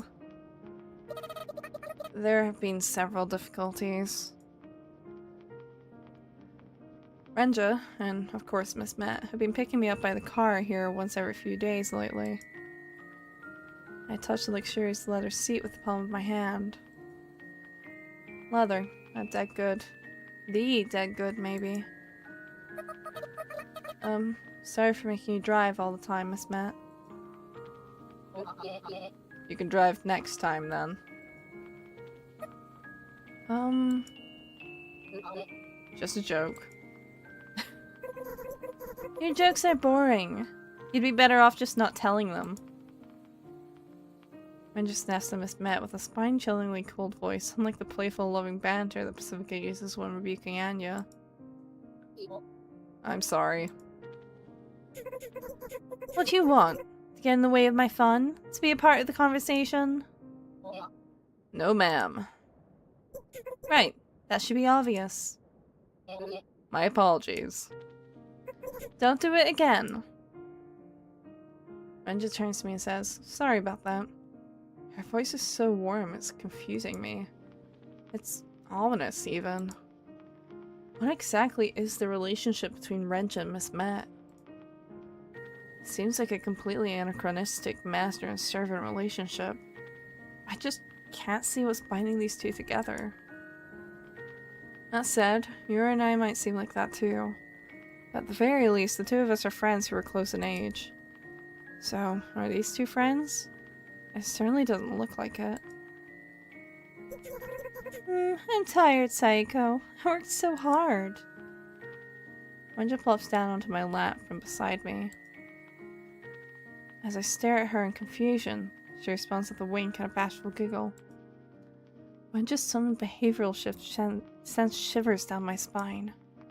It's ghastly, dreadful, and yet endlessly charming. My eyes twitch. My head spins. I think something like this has happened before. Not that I have any intention of trying to remember right now. I'm quite used to being called unreasonable, but I had to yell today. Renja must be scary when she yells. I hope I never have to see her yell. At work? Yeah, we were on our way back from work today. I figured you'd blow all my frustration away once I saw you, Sayako. I'm not that good. We don't know our own worth, Sayako. We can only deal with the worth given to us by others. I can feel Renja's fingers unbuttoning my coat. She slides her chilly hand underneath my inner sweater and slides her fingers on top of my under. What is happening today? Renja? I want to become bigger and stronger. I've been holding myself back for so long. I've been trying to get myself free. I've been trying so hard, you know? That tickles. You want me to stop? No, I don't want to do as I'm told. That's fucked up. What is happening? Renja even removes my underwear and traces her fingers against my side. Her cold skin makes me shiver. Why would I want to listen to people who don't listen to me? Renja pinches my side hard. Ow, stop that. No, not until you do as I say. Hands off, she isn't yours! Renja peers into my eyes. There's a discerning glint in her eyes that seems to peer into the depths of my thoughts. And beyond the glint burns the flames of hatred. At least, that's the impression I get. What do you want me to do? I want you to accept what I'm about to tell you. I don't know if I can until I hear it. I want to give you a place where you belong, and that place is by my side. I do have a place where I belong, you know. While I normally wouldn't say that, that's at least what I think. I don't know why I can't say it. It seems like such an important thing. This girl's dangerous. But I knew that from the very beginning, didn't I? The whirring wind outside the window sounds so much louder. Neither of us say a word. But for completely different reasons. Renja's silent because she's confident she's got the upper hand. And I'm the exact opposite. Do you know how long I've been holding myself back? Don't you feel like it's time for something to change? I should probably decline. My sense of reasoning barely manages to hold out. But I have to ask Yoru. I don't think that she's so important. Makes you wonder why the priest is so worked up about her. I don't get what you're saying. I know you do. Ow! She tightens her grip on my side. All I can do is wince and try to endure it. Must everyone belittle me? Even you? No, that's not it.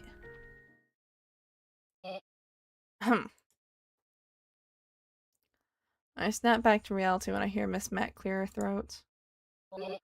Someone's banging on the window. It would seem they have business with us.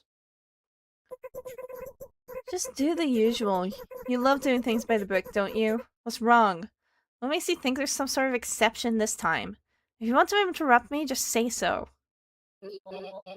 But it's someone from the church. The church? Renja gasps and looks up. Sure enough, it would seem someone from the church is indeed on the other side of the rear seat window behind me. I've got a bad feeling about this. I twist my neck a little past its comfort zone. It's Clara!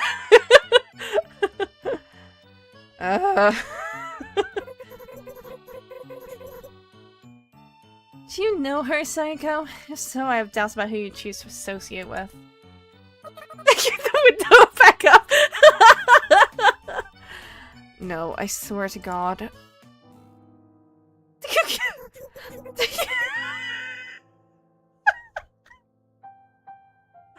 Okay, but I think Claire just kind of saved her ass a little bit. Very well, keep driving. I've had enough of this discussion. The car resumes driving without sound. I wonder where we're going. The entire world is empty, save for the sound of the tires pushing through the snow. As I shrink back in my seat, I feel like I have no right to autonomy whatsoever. You can take your time to think. We've got all the time in the world, don't we, Sayako? No, she's gone. But she did interrupt. She did cause the interruption. Renj is right. We do have all the time in the world. Holt opens the window and closes. Yeah. Are you asking if I'd like to work at your sweets shop? Renja has an advantage here. She's confident that I'll cave in eventually. I sure am, Sayako. Why don't we work together? I look long and hard at Renja's perfect smile. The car stops. Outside the window is a familiar sight. Apparently we were driving back to the apartments. Renja motions for me to go ahead and get out of the car. Is it okay if I give it some thought? Of course! If you ever feel up to it, just tell me, okay? I'll ask you again myself, though, obviously. Okay, see you later then. She saved us so from creepy girl. Indeed she did. Whether it was intentional or not. As soon as I take my first step outside, I hear her voice again. Wait. I know the answers to everything, or rather, maybe 80% of what you want to know. Perhaps you'll learn everything I know if you become mine. Oof. The sudden sound of the car taking off makes me stagger and do an odd little tap dance. The ground might be a little muddy, but it's nowhere near that unstable. It might just be my own dizzy senses. I've felt this sensation before. Why am I doomed to remember the discomfort and anxiety that I felt when the weird old man said those weird old things? This sensation is telling. It's telling me that the secrets Renj is referring to are the same ones that the old man did. I feel hesitant. It's so frustrating to be tempted with bait like this. I don't think I could help it. After all, this whole time, I was able to convince myself that the old man was just spouting crazy nonsense. Renj is one of the wisest, most rational people I know. If it's coming from her, I don't think I can write it off as a simple delusion. Another thing of concern is that the majority of ghosts aren't interested in these secrets. But why not? It's hard to understand why you wouldn't be interested in knowing why you're here. Unless, that is, y'all already know. Does everyone know these things? Am I the only one left in the dark?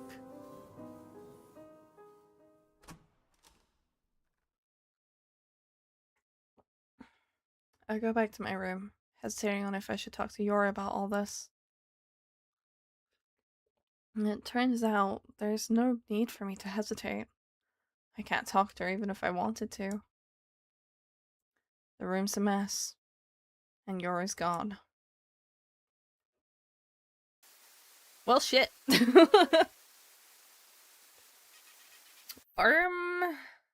Okay.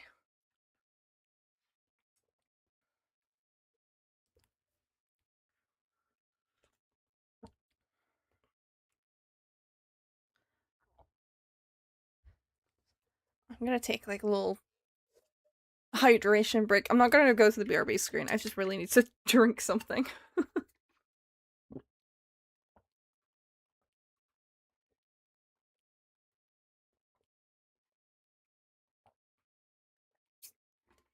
Okay, there we go. Now remember to hydrate your nanny. Your nabby. Nanny? Blah, blah, blah. My eyes start spinning. Oh no, it's her wife, I mean roommate, is gone. My rough breathing grows so hot and out of control. I strip off my sweater. I pull out hairs, but nothing I do can cool me down. Also, I think I might drink your British water. It is decent British water. Also, I think... Hold on. I'm switching the window that I've got my OBS on because it's actually kind of hard to read all the chats correctly. There we go. That's probably a bit easier on that side. So I've kind of got stuff. My mic is kind of in front of the monitor on my right, which is where I've typically had my OBS usually when I'm playing games. I keep like craning my neck to see the chat, so switching onto my left monitor. My rough breathing grows so hot and out of control I strip off my sweater. I pull out hairs, but nothing I do can cool me down. It's called a panic attack? Yeah.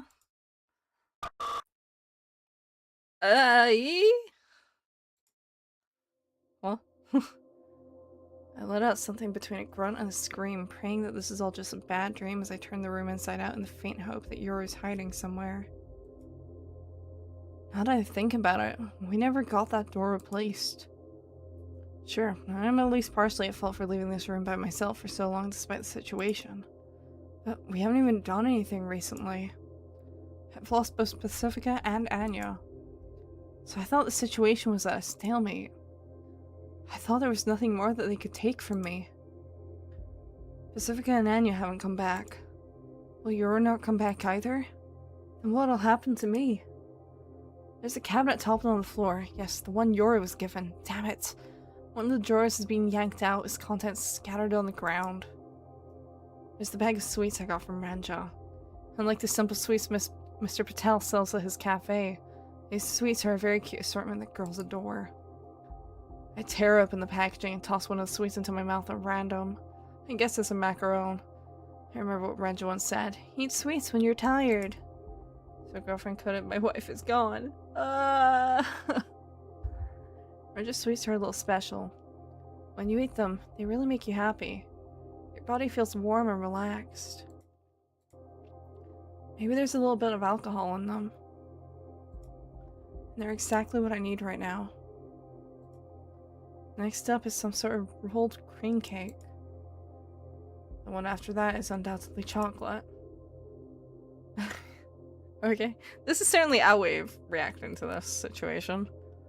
I just devour the sweets one after another, as if to drown out the sadness and despair. Blech. Piece of caramelized almond gets caught in my throat. I try to get a drink of water, but I can't. Sweets and Sienna are applied as drugs? I mean, yeah.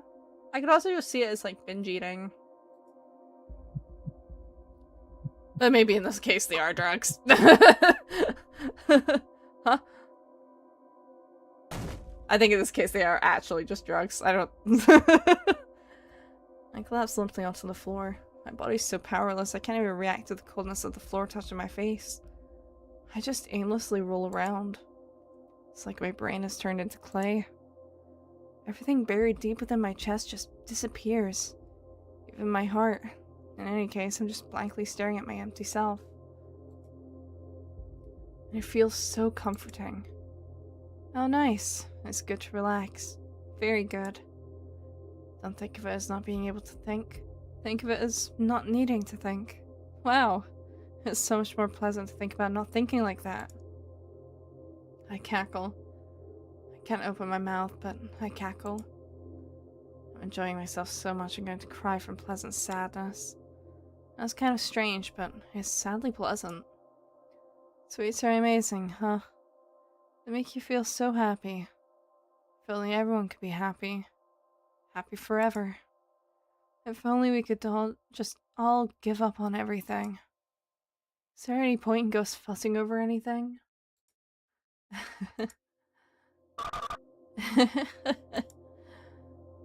Strange. Everything fades into darkness. It's time for me to go to the battle on Felicia Shard. See you later, young lad. I will see you later then. Thank you for coming by. And if you... We'll probably be going for a good bit yet, so... I'll be here.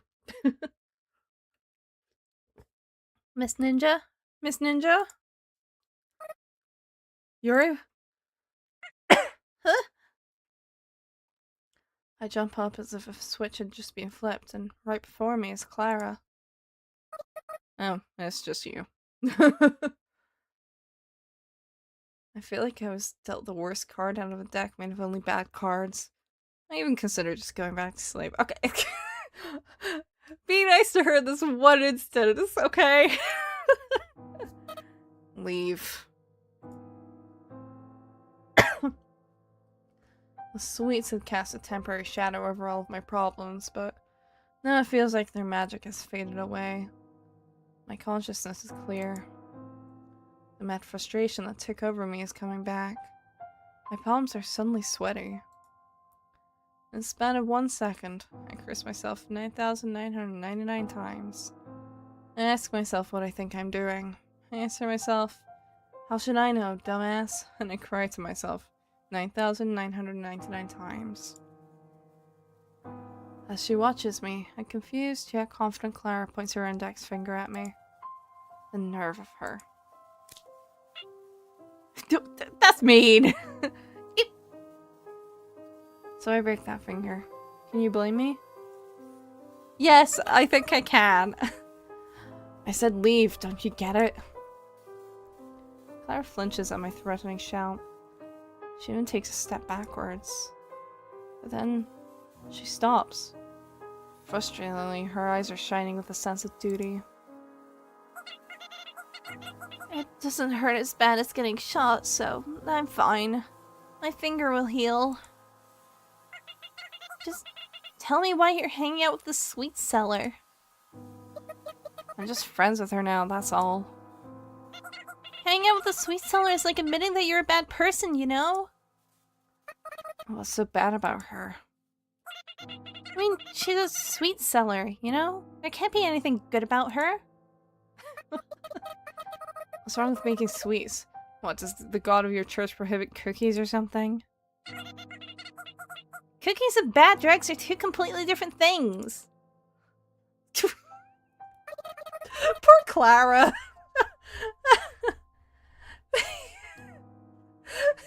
All she's doing is trying her best. Wait, I feel like you just said something weird. You're the weird one. Ow, that really hurts. By a sweet seller, you do mean Renja, right? Yes, her. She's well known. She's kind of a bigwig with lots of subordinates. A sweet seller is someone who makes sweets and sells them for a profit, right? Yeah, but people who sell bad drugs are also called sweet sellers, aren't they?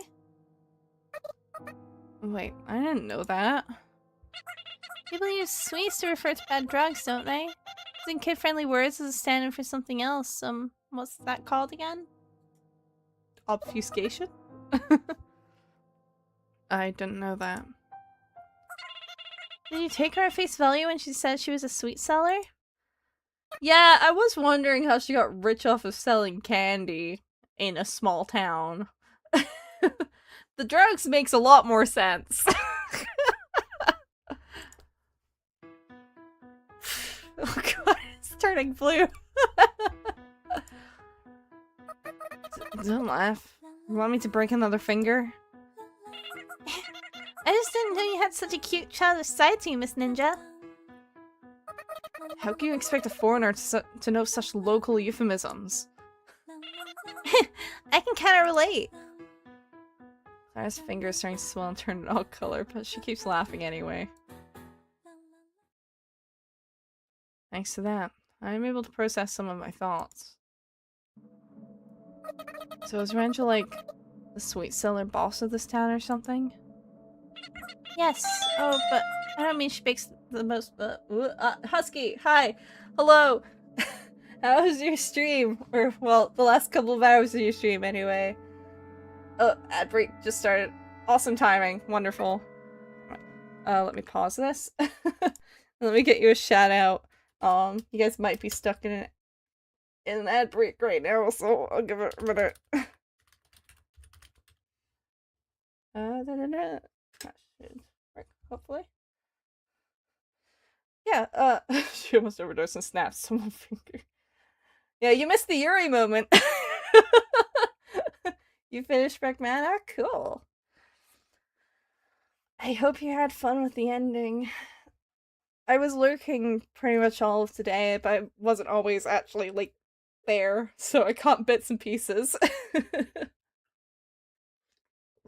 Yeah, how was the ending?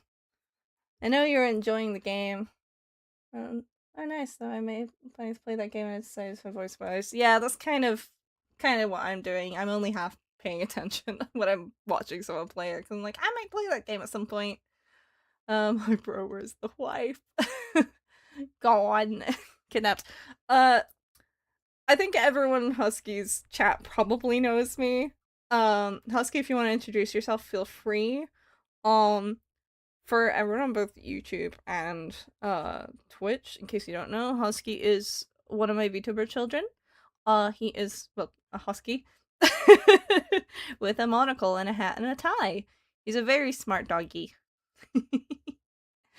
But yeah, I think, I'm sure probably most people in Husky's chat know me, but by same virtue, hi, I'm Husky's model mama, I guess. I think that's the term.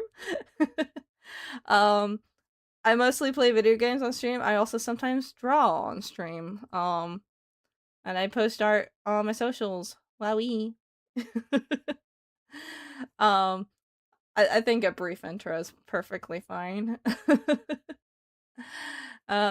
We are currently, well, I was gonna say playing, we're currently reading, more so, is a bit more accurate. We are reading Ghostpia, chapter 4.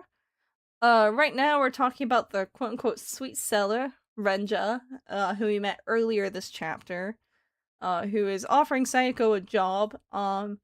When we say quote-unquote sweet seller, she's a drug dealer, it would seem.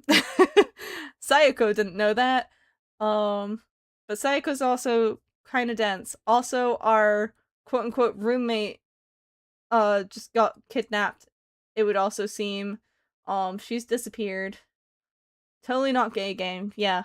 It's rather Yuri-ful for it not being on the surface a Yuri, but it sure seems like a Yuri. We had a deep conversation in the bath together with Yoru. Earlier, just a little bit earlier. And I think Sayako's been abandoned by her friends. I don't really know what's happening with that. They've just kind of disappeared after one of them appears to have set Sayako up to get attacked? Question mark? I don't really know what's happened there. But yeah, that's where we're at now. We're mostly just chilling and reading. So if you wanna be read to, I guess. That doesn't make it sound less gay. No, it doesn't. It's kind of hard to make it sound less gay. Damn it. Oh, also we've just broken the finger of a young girl from the clergy. Because we hate her, even though she's really nice to us. She's too nice to us. This is after we've already used her as a decoy, gotten her shot like 18 times minimum, and then scammed her.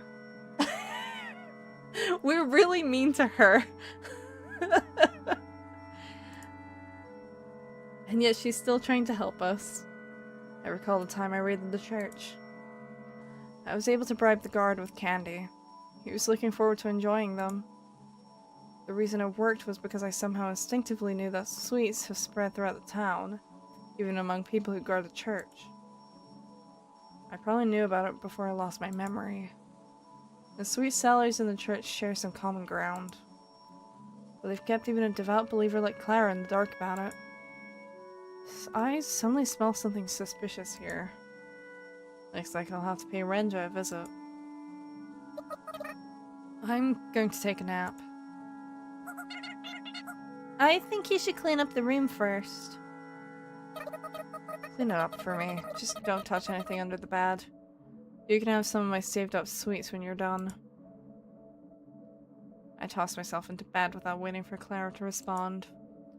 I quickly slipped into genuine full-blown sleep. We're so mean to her. That's terrible. Even Yoru. Holy heck, I'm tired. Well, you did stream for what, like 20 hours? I mean, I know you took a longer break earlier, I think, because it sure sounded like you were on the on your BRB screen for a while. So I assume you took a short break, or longish break there. But you did you did stream for like 20 hours, so you know, maybe go rest. Have a good night, Navi. I'm gonna be lurking and twerking. Yeah, please go rest. Holy shit, I don't know how you do it. Renja looks deeply concerned. Looks like accidentally streamed for 19 hours. Yeah, accidentally. You do that a lot. It was a really good game. I mean, yeah, but... You know those, like... those fucking warnings that a lot of games give? Or, like, especially in the DS era, where it was like, you know, look away every couple of hours. Those warnings were meant for you, specifically. You're who they make those warnings for. Looks. Where's my mouse? There we go. Taking a nap was the right choice. I'm calm enough to hide my impatience and irritation. I heard everything.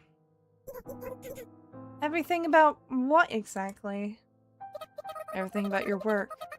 You have a real interesting job, Renja.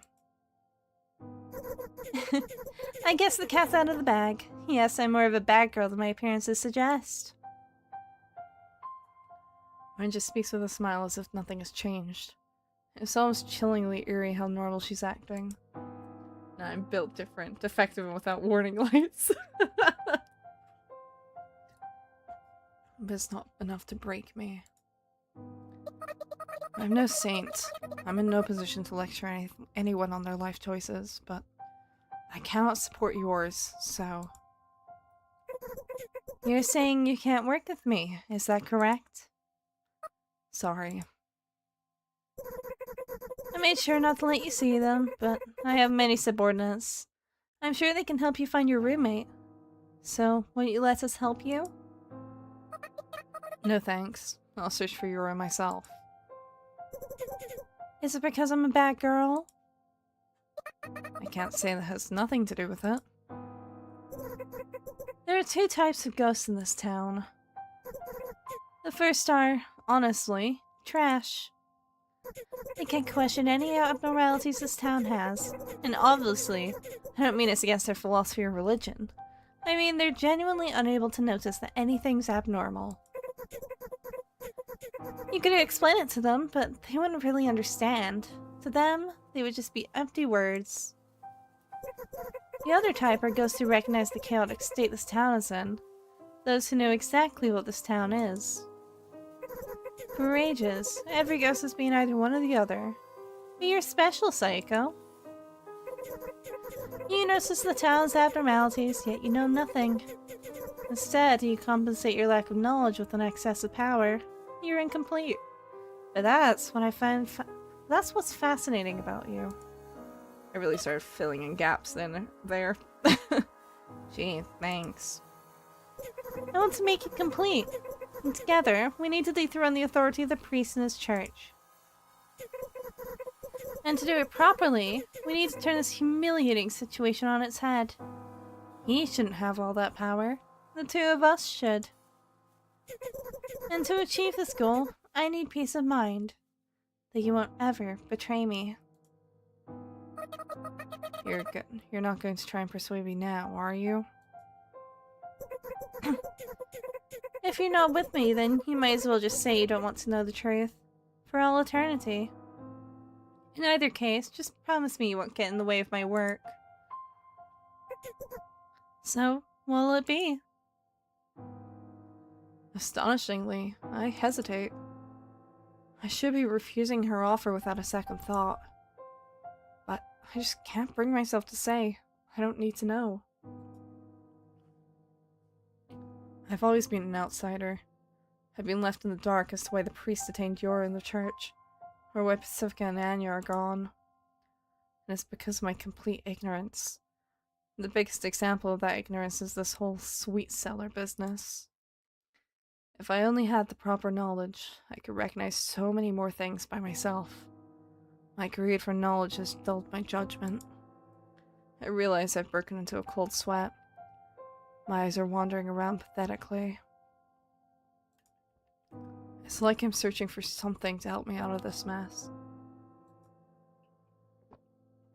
My eyes stop on something, and that something is, in some sense, the answer I've been looking for.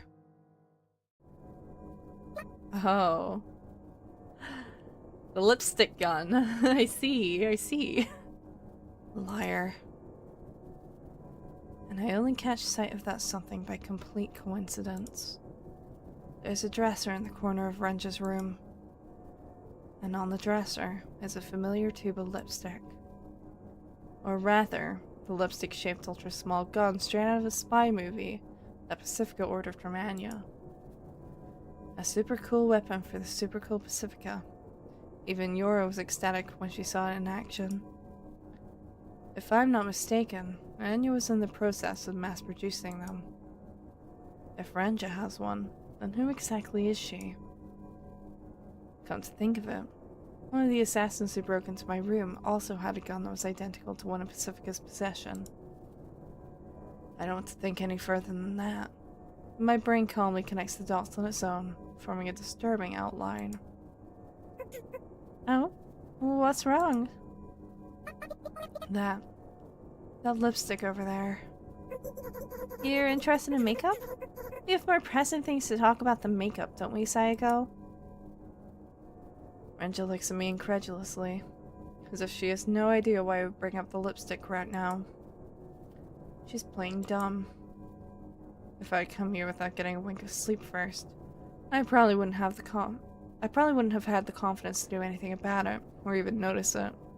Her acting looks quite natural. That's right, her acting looks quite natural indeed. Mind if I take a closer look at it? Be my guest. I pick up the lipstick with slow, wide movements. It's unused. The seal is intact. The seal is still intact. I see. So the one Pacifica used back then was a prototype, huh? Perhaps this is the production unit from the first manufactured lot. Mind if I try using this lipstick? You sure can be stubborn sometimes. Fine, keep wasting time then. I'm moderately surprised. It seems Renja doesn't know what this thing actually is. If she did, she wouldn't be keeping up this farce. Even if she were playing dumb, she gains nothing by allowing me to pick this thing up. Is she confident that if I suddenly shot her with this thing, I'd miss?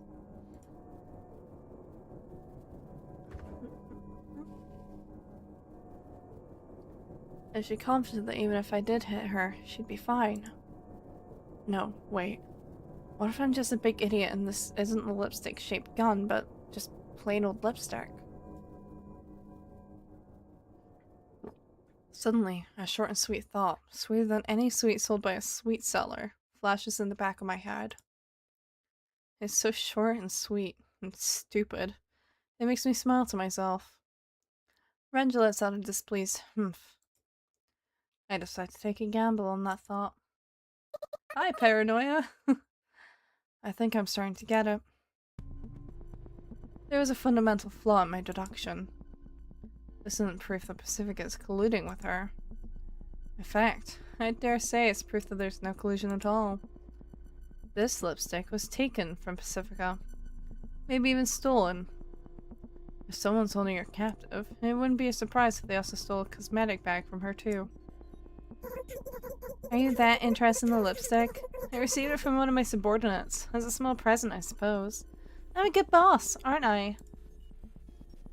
I look into Renja's eyes. She seems to be confused. I can tell she's losing a little confidence in her discernment. Like, why is this girl so obsessed with that lipstick? Did I miss something? Are you that interested in some run-of-the-mill lipstick? Sitting before me is no longer the mysterious, delicate, beautiful girl I once knew. Just one measly ghost who can't even stand up. I open the seal in the lipstick. I see. So you move the bottom part like this, and... Renja, the way you try to make friends is incredibly flawed. The recoil's heavier than I expected. I was aiming for her right arm, but I hit her left leg. So much for accuracy. No, I guess you shouldn't expect much from a gun that's designed for form over function. If you want me to be your friend, just say so. You don't have to erase all of my existing friends. But in any case, it's exactly what I need right now. Give me back my friends. No. Suddenly my vision shakes. Something hit me in the back of the head. The concussion lasts only for a few seconds, but it looks like that's all they needed. I feel an intense discomfort at the nape of my neck. Pain only comes a second later. I reflexively reach back. Something's stabbing me. Something with characteristic shape identifiable by touch alone. A syringe. Ugh. Damn it. I walked right into that one. I curse my lack of precaution as I instinctively pull out the syringe. When it tumbles to the floor, I notice it's several times bigger than the ones they use for vaccines or for drawing blood. It sends shivers down my spine. As far as I can tell, the cylinder's still about a third full. So it's not like all of it's been injected inside me. Not that that's any consolation, mind you. That's our flagship product. Its sweet flavor makes it popular with girls. And it's also popular with boys since it can be subtly mixed into food and drink. Shock runs through the back of my eyeballs down to my hip bone. Or, rather than an impact, it's more like a sudden loss of strength. They say the closing years of the Great War were a tragic time, you see. No matter how hard I try to brace my legs, my vision sways and sinks. As a result, that painkiller saw heavy usage during that period. It was already an old drug at the time, and there are several conflicting theories as to why it's made such a resurgence. Perhaps it was because its use and side effects were well known. Or perhaps it was due to collusion between pharmaceutical companies. Who knows what the truth is? I thought my legs were supporting my body weight, but before I know it, I'm on my knees. They inject her with morphine? I suppose it doesn't really matter, does it? In any case, it's a potent drug. At low doses, it acts as a sedative, granting soldiers relaxation and sleep. At high doses, it acts as a tranquilizer to neutralize neurotic soldiers. Before I know it, my upper body has collapsed, and I'm down to my hands and knees. Well, it wasn't the full amount, but that should do it. Regardless, I'm able to maintain my vision, so I keep watching. Ew, the pillbug's back. Isn't that right, Matt? Yes, ma'am. In her hands is a familiar silver object. And you told me all about it. It's a soldier control device used in the closing years of the Great War. Normally, you should have been in a comatose state long ago, but you shrugged it off. You consumed enough quantities over a long enough period of time to have grown a physical dependence, and yet you showed absolutely no signs of addiction. Are ninjas just resistant to poison? What are you going to do to me? Oh no, it's the metallic bug. This. Oh Jesus. Miss Met runs a scalpel across my wrist, at the softest spot and a little bit above the base. Instead of pain, I feel fear. By then, the blood's already flowing. Miss Met seems so skilled at this. She must have done this many times before. I tried to shake her off my arm. I shouldn't have done that. It only causes the blood to overflow even more. My body's limp from fear, despair, and helplessness. The lukewarm blood spilling down my wrist doesn't even feel like it's my own blood. Miss Met plops a silver pill bug into the incision. The pill bug makes a whirring startup noise as it tries to crawl inside. It stings. If this is a dream, I wish I'd wake up. And yet, I can't peel my eyes away from the nightmare. It'll take some time for it to reach your spine, so let's have a nice chat while we wait. I see. So once that happens, I'm out, huh? You just want to enjoy watching me suffer until then, Renja. I can feel your sadistic gaze pouring down on me. If the drugs didn't work, then maybe this thing won't work either. I'm not sure if I actually said that. I can't clearly feel my lips. As if the whole world is behind frosted glass. At least I can think clearly on my side of the frosted glass. According to what Renja's is saying, my body seems to eliminate drugs faster than normal. With a little bit of time, maybe I can regain free use of my body. But that little bit of time is the problem. The pill bug isn't moving very fast, but my arm isn't very long either. Perhaps. Sounds like an experiment worth. I don't hear what she says after that. Or rather, I hear it, but only as disjointed sounds. I'm only able to catch the nuance. The way I make friends is flawed? That's none of your business. Why make friends with someone who already has friends? That's like setting yourself up for number 2 at best and racing to the bottom. No thanks. I'm nobody's number 2, and I don't want to be below anyone else. My ears are ringing. Think what happens after you've heard a loud sound. Like a bomb went off next door. Something's squirming on the other side of the frosted glass. My consciousness sticks its face up against the glass to try and see what's going on out there. But that's just a metaphor. My consciousness doesn't have a face or eyes. All it can do is feel. I push those feelings out of my mouth in the form of words. It's true that there were rumors about you, but in reality, you were into boys. You were 13. It was winter. Blank was speaking with your dad, acting friendly. You needed to get some more medicine for Mom. All you could do was watch. What are you trying to get at?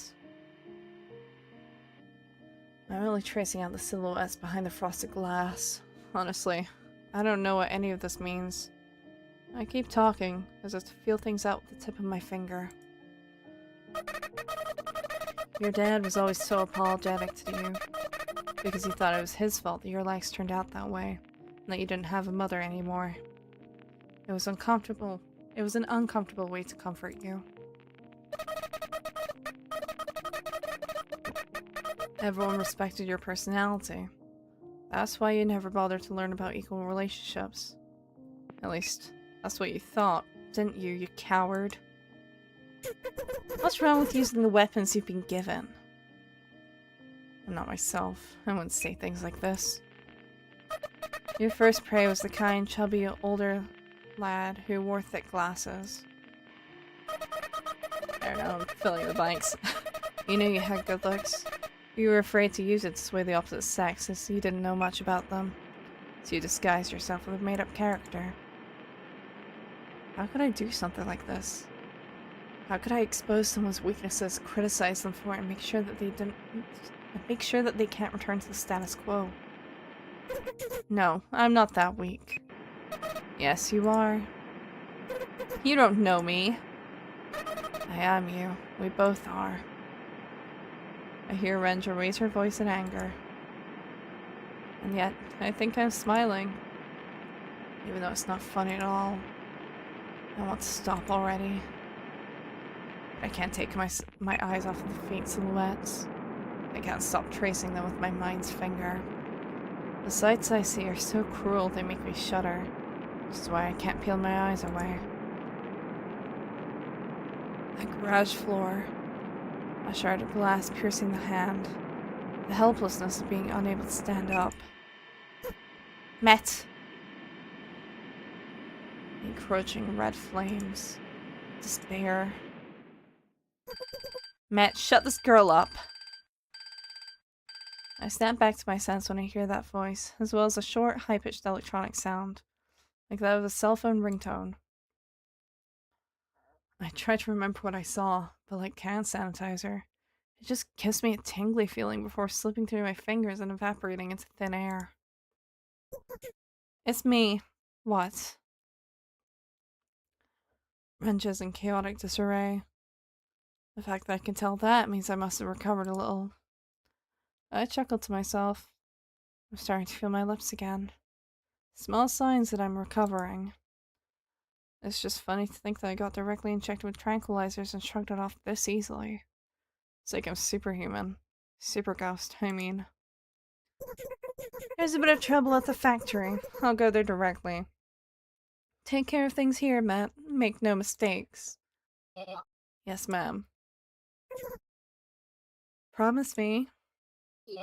I swear my afterlife on it.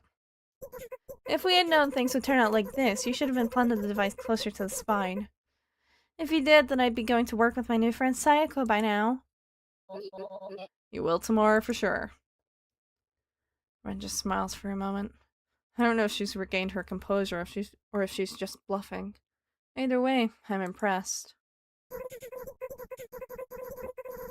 See, you can say something good every now and then. Once you're done here, you two come see me together. Miss Met opens the door for Renja to leave. And as Miss Met does so, she exposes her back. I need to find a way to get away from her as soon as possible and find a way to remove this bug. How much time do I have left? It can't be much. Somehow, I managed to lift up my upper body. I can move better than I expected, but not as much as I need to. I pick the cosmetic bottle off the dresser and hurl it at Miss Met with all my might as she turns around at the sound. Could be that Met has the metallic bug implant too. Oh yeah, I'm sure of it. I figured that out like at least 10 minutes ago. Miss Met doesn't flinch. She just calmly turns towards me, as if it were a roll of toilet paper I threw at her instead of a glass bottle. I need to get up and get out of here. It's at that moment that I realize how numb my feet are. It's like I've been sitting on them for hours upon hours. My legs can barely even support my body. If you really care about the girl, you shouldn't keep humoring her like this. You really believe I have any alternative? Miss Met tackles me when I can't even stand. There's nothing I can do to fight back. Especially considering the overwhelming difference in technique. Or in physique, even. After all the effort I took to get back up, my body ends up back on the floor. There's nothing wrong with dedicating my body and soul to serve her. I would gladly die for her if she simply gave me the word. Most people would never experience such devoted loyalty. Miss Met straddles me, takes out a gun, and points it at me. I'm confused for a second. Speaking as someone who's been shot to death before, the flow of time certainly seems to slow down the moment you're shot. So in other words, this can't actually be taking that much time. In this eternal fleeting moment, I see Miss Met's eyes from behind her long bangs. She's crying.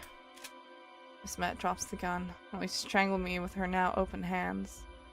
I try to shake her hands off of my neck, but I'm unable to even grab her thick arms. I guess it's because of our weight difference. I've been trying my best to ignore it, but the foreign object in my arm is literally crawling under my skin. It feels like the bug has slammed into my shoulder bone and is trying to make a slow detour. Now that I feel it, it's driving me crazy. I need to do something to distract myself. After all this thinking, I realized something. If Miss Met were seriously trying to strangle me, it wouldn't be like this. I can feel some hesitation in her hands. That said, she's still strangling me. My vision's gradually fading. If I lose consciousness now, I'm sure I'll be a new me by the time I wake up. Right, the gun. The gun Miss Met dropped. I stopped trying to grab her arm, and instead feel around for the gun which should have landed somewhere near my side. Obviously, Miss Met notices and takes one hand off my neck so that she can keep the gun away from me. It's easier for me to breathe now, but that doesn't change the situation. If she tosses the gun out of my reach, it's the end of the line for me. There must be a bug implanted in Miss Met too. That much is certain from the way she speaks. Oh right, what did Anya say that one time again? I take in a deep breath while the pressure on my neck is loosened. Well, you tell someone to do something and they must do it. Tell them don't, they must not do it. You lay down the rules. I'll be quiet. I won't speak anymore. Miss Met's grip suddenly weakens. Wrench's last command was shut this girl up. I announced my silence, thereby fulfilling that command. In other words, at this moment, she's lost her reason to manhandle me. After I check to see if I can move my pinned lower body, I quickly pull out a leg and kick Miss Met in the gut as hard as I can. Great, I can move my body now. Miss Met falls backwards with the gun in her hand, and it's pointed at me. Unlike a robot or cyborg, these soldiers can think about various aspects of their missions, and can thus violate parts of their orders as long as they uphold the order overall. That's what Anya said. Living brains have leeway in their decision-making ability. If you think about it logically, what Ranger really wants isn't for me to shut up, but to be incapacitated non-lethally. If I die, my body will return to the garbage dump. What happens to the bug? I don't know. In any case, Miss Met's pointing the gun at me, which means it's of no concern to her if her attack kills me. I'm confident I move faster than the wind. Or grab the round barrel of the automatic pistol. I can clearly see Miss Met reflexively pull the trigger. I'm out of time. That's perfect. I push the barrel of the gun pointed at me into my shoulder. Sparks fly in the back of my eyes, the back of my head, and, of course, my shoulder. Perhaps my whole body is turned into sparks. The taste on the tip of my tongue has got to be the taste of a bullet impact. Ugh, damn you! Oh. Try to hide the pain with the yell as I drive my still perfectly good left fist into Miss Met's jaw. I feel my fist land perfectly. No matter how tough you are, I doubt you can keep fighting properly after a direct jolt to the brain. But this is only the beginning. I'm not done yet. I yank up the neck of my sweater and bite down hard on it. I thrust my fingers into the fresh gunshot wound in my shoulder. Ugh. The indescribable pain is so intense it sends sparks flying into my eyes. I can't believe I have to gouge out this wound. I wouldn't want other people to hear the groans I'm making. Cyber! Hello! Just a bit more. My fingers touch something hard. It's not bone, it's metal. We're digging out a bug. How is Yunavi? I'm alright. I'm tired. I'm not sure when I'm continuing. There's like a bit more packing to do, and then we gotta get a van to move and stuff, but hey. Progress. But I'm doing alright. Get. You can hear the sound of muscle fibers tearing as I pry the bug's legs off of my flesh. Wrecked! You're moving. Base Navi upgrading life. It's actually technically a downgrade, but you know, hey. Okay, that's the end of that. I hold the silver lump on the palm of my left hand. His thoughts moving as if to say, now's not the time for work.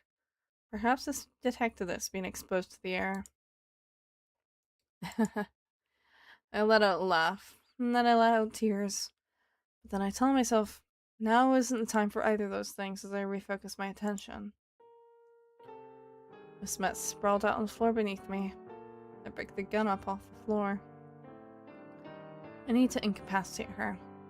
I suppose I should shoot out both of her legs. Hell yeah, get wrecked! Hehehe. No, wait, I need to free her from the bug. If I pump her head full of lead, she'll wake up in the garbage dump as her true self, won't she? I point the gun at Miss Met's head. It pains my conscience to do it, so I hesitate a little. This is where your conscience falters? This is where your conscience falters? Really? Well, I will try to keep more in touch this summer. Maybe we game sometime, maybe not, but have fun. I go plan later games. Have fun planning later games. Good luck, Saber. Stop. So you're awake. Even if you shoot me, I'll still return to her from the garbage dump on my own 2 feet, so there's no point. Miss Met speaks nonchalantly. There's no regression whatsoever in her voice. In fact, she even sounds somehow relieved. It doesn't look like Garange actually cares about you to me. What matters is who you care about, not who cares about you. That's what matters to me, at least. Even if she continues to look down on you, I find it acceptable. She must be saying that because she's been brainwashed. That has to be the case. Please be the case. But if you had the choice, wouldn't you want to stop doing this? Unfortunately, reality seems to betray my expectations most of the time.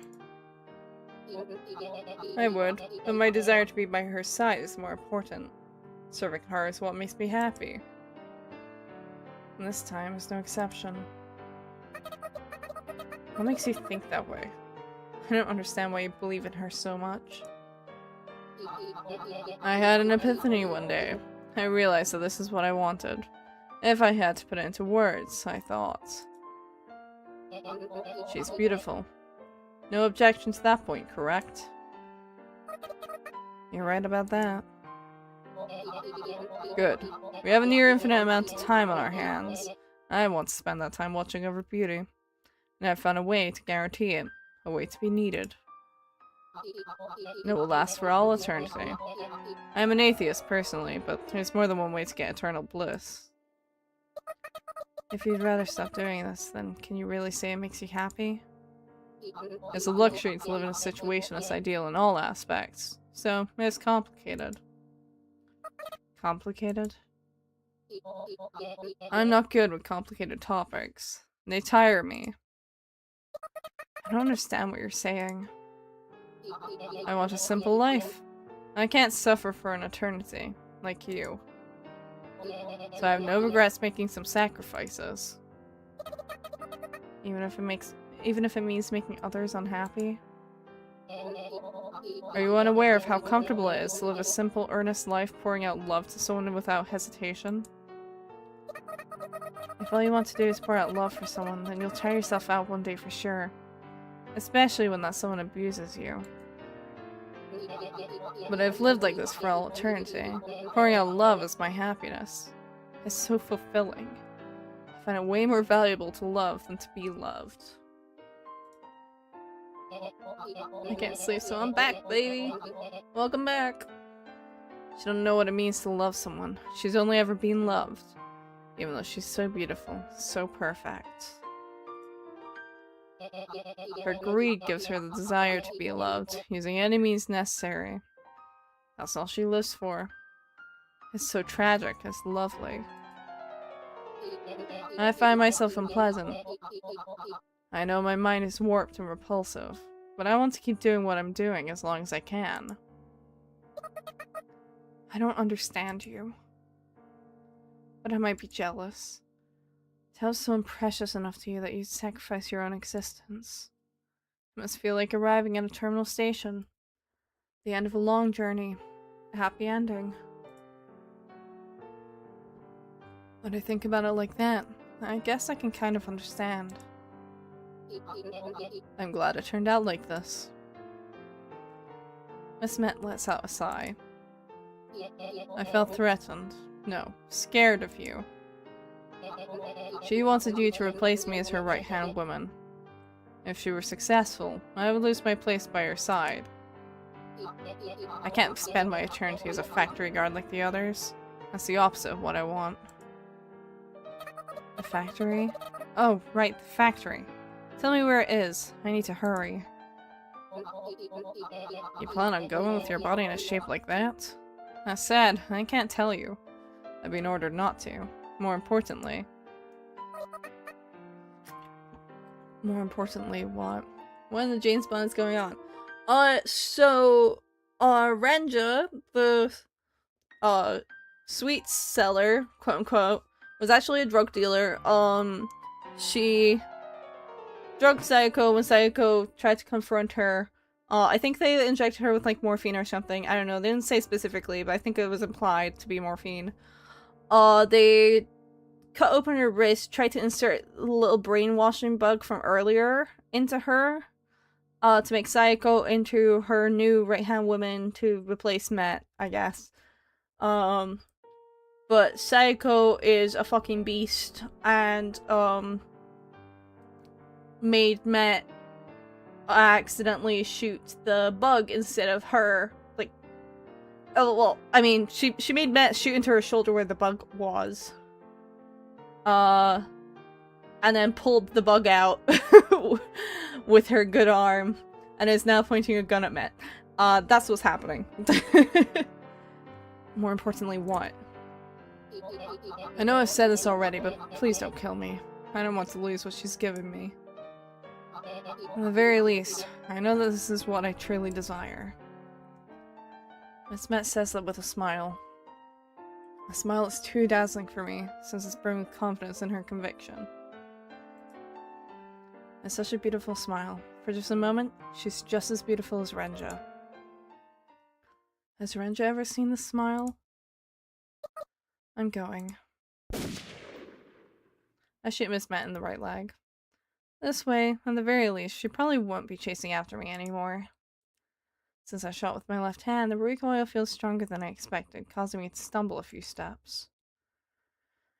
I try to think of what exactly I can do with only one arm, as I rush out of Renja's luxurious room to chase after her. Talk about a neighborhood dispute. As I go down the stairs, I touch the bug in my pocket. This thing was a curse for me, but a blessing for Miss Met. It's her bond with Renja. Maybe I could approach Renja pretending to be brainwashed. But then again, since there's a main control unit somewhere, it wouldn't surprise me if there was some sort of indicator showing which receivers are working. Which means I'd be found out instantly. I'd feel so stupid. Clara's still in my room. When she sees my bloody left hand, she lets out a sickeningly cute shriek. Eep! Like that. When she asks what happened, I consider smacking her, but I manage to hold back the impulse. Instead, I grab her by the shoulder and tell her this. It's a good thing we're friends, huh? Please don't insert the bug into Clara. Please. Please don't. It sure is. We're precious friends. In my country, there's a cultural tidbit we call a yakuza kachikomi. Wow, that sounds so lovely. No. Yes, it is lovely. So, what do you say the two of us do a little yakuza kachikomi right now? No. I already see where this is going. By the way, have you ever shot a pistol? I know you've been shot by one. Suddenly I've got a bad feeling about this. You should! You really should! I know, but I want your help. Please.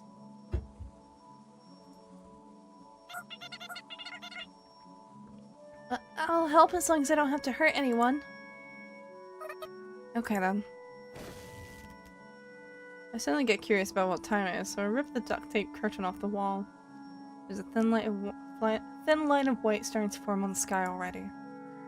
We probably have an hour left of live time, and I set my sights on our goal. I can't help but laugh when I see something unusual in the usual view outside of my window. Or, to be more accurate, there's something unfamiliar instead of something familiar. What's so funny? I tell the confused Clara, it's nothing, as I pick up the rope that Yuri bought but never used. Huh? What?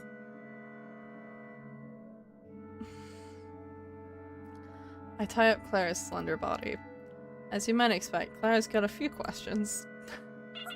She should have more questions, I think. Please explain, what exactly are you planning to do? Just trust me. She really shouldn't, actually. Considering all the things you've done. All the things you've done to poor Clara, she really shouldn't trust you at this point. I look out the window again. I bet she's going to take her as a hostage to confront Raja. Or Renja. Maybe. Tried to draw a picture of Chuck Norris. He grabbed my hand from the paper and drew himself. Sounds about right. There's that electric bulletin board that was set there way back when the three of us got together again. There's a new message scrawled across it. It was Renja the sweet seller. Pacifica and I are trapped in the factory basement. Please help. Smiley face. How can you expect me not to laugh at that? I promise that I'll exceed your expectations. Throughout this whole ordeal, I've been unsure if I could truly trust the people I thought to be my friends. I thought trusting people meant having a peace of mind. I thought choosing to distrust people meant closing my heart to them. But that's too naive. Such a self-centered way of thinking. My friends are wonderful, lovable, and also dangerous. If they knew I were applying such a naive thought process on them, I'm sure they'd make fun of me. First, there's Pacifica, who earned herself fame and power in this town all by herself. And then there's Anya, who's got the courage and skills to send a unique SOS signal even when captured by the enemy. They're both such excellent, reassuring people. It'd be rude for someone like me to even have to consider whether or not to trust them. Those two constantly exceed my expectations using everything they've got. They always have. Now that I think about it, I may have exceeded their expectations as well. That's the definitive thing that ties us together. The fact that we give each other everything we've got. The bickering, the conflicts of interest, the deductions that make my trust in them falter. All a bunch of poop. I casually sling an assault rifle on my shoulder and suddenly notice something. That nasty wound has already healed considerably. Is this like a visual novel of some sort? Yes, it is a visual novel called Ghostpia. This is chapter 4 of it. It's kind of formatted like it's an anime, where it's got, well, this is season 1, they call it. There isn't a season 2 currently. Apparently they're working on it, but they've also been working on it for a very long time, so question mark. But this is season 1, episode 4. I don't know why I said chapters, episode. That nasty wound. It's almost as if it were never there. Ghosts can't keep many things. And I've got a particularly strict limit in that regard. I know that from experience. Perhaps fatal wounds count towards the limit, and all the guns I keep under the bed have bumped up past the threshold. It'd be really convenient if that were the case, but is it true? Well, I could just think about it later. Actually, looks kind of interesting. It is! I really like the world building for it. It's very unique, I think. I do, of course, have all the previous streams of this also on YouTube, if you want to go watch those, but I also do just have it, well, it's also just on Steam, so if you want to read it yourself, it is there. It's not too pricey. Clara, do you know where the factory is? Just the general direction, at least. Oops. I forgot I gagged her. At least remember what you're doing to poor Clara, God! I removed the gag and apologized to Clara for getting carried away as I chuckled merrily to myself.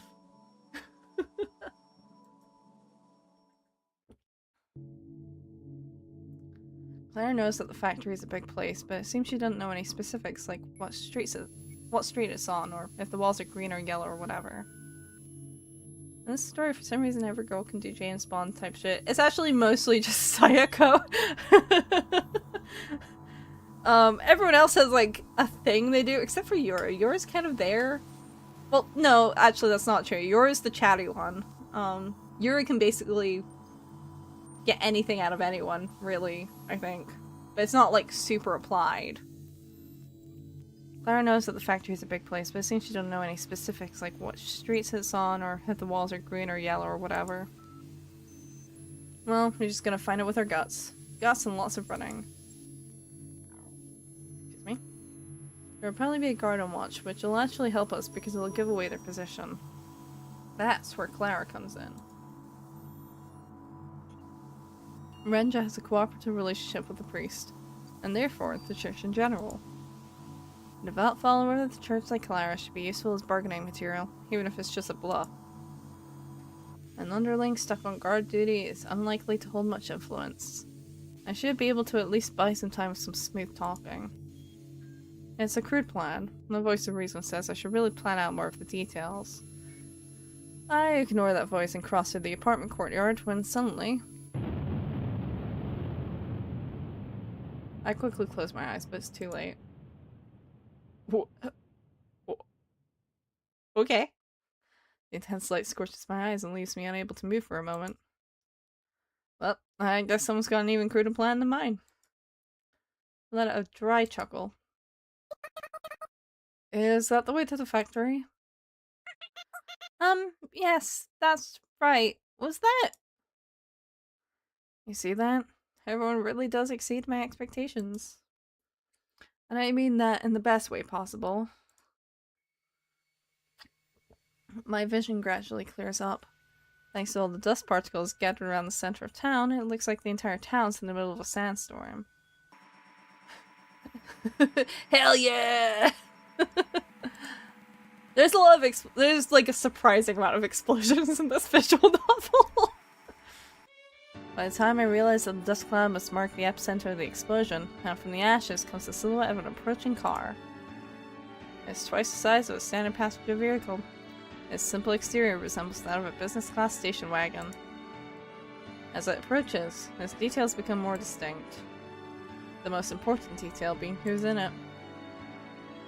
The moment I recognize who's in the driver's seat, I feel joy so intense I don't even have the words to properly describe it. So it seems Anya didn't need our help, actually. Anya!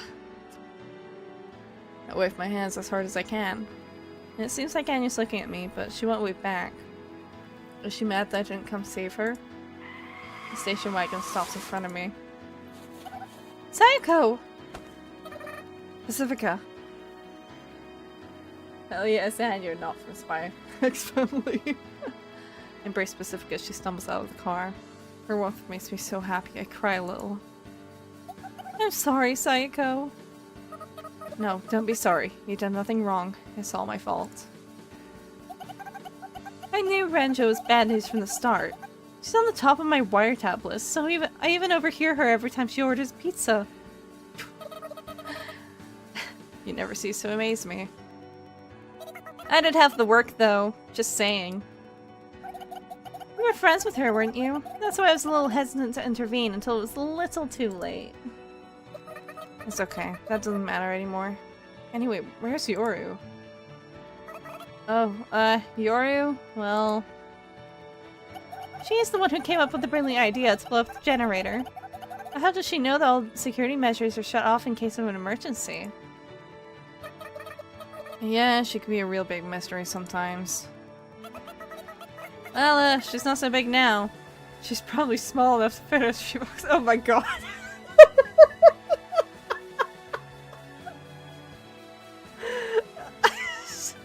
Well, you know, okay. I guess we'll go find her in the dump, huh? Shouldn't make it out in time, huh? I guess that's one way to put it. She sacrificed herself so we could escape. Like at the end of an action movie? Well, we were certainly moved by her actions. I guess we have to go pick her up later on then. I cackle. It's hard to breathe with all the dust in the air, but I feel like I finally found a place I belong. About that. This isn't over yet. We've only just gone into the main event. How observant of you. Oh, some of the dust has settled. It's not too hard to make out that silhouette. Renjo. It seems I've made several mistakes. Renjo. This whole incident started because of her. Oh no, she's here. And so to end this incident, we have to face her again. I see how it is. I'd say your first mistake was messing with us. Kill those two and come to me.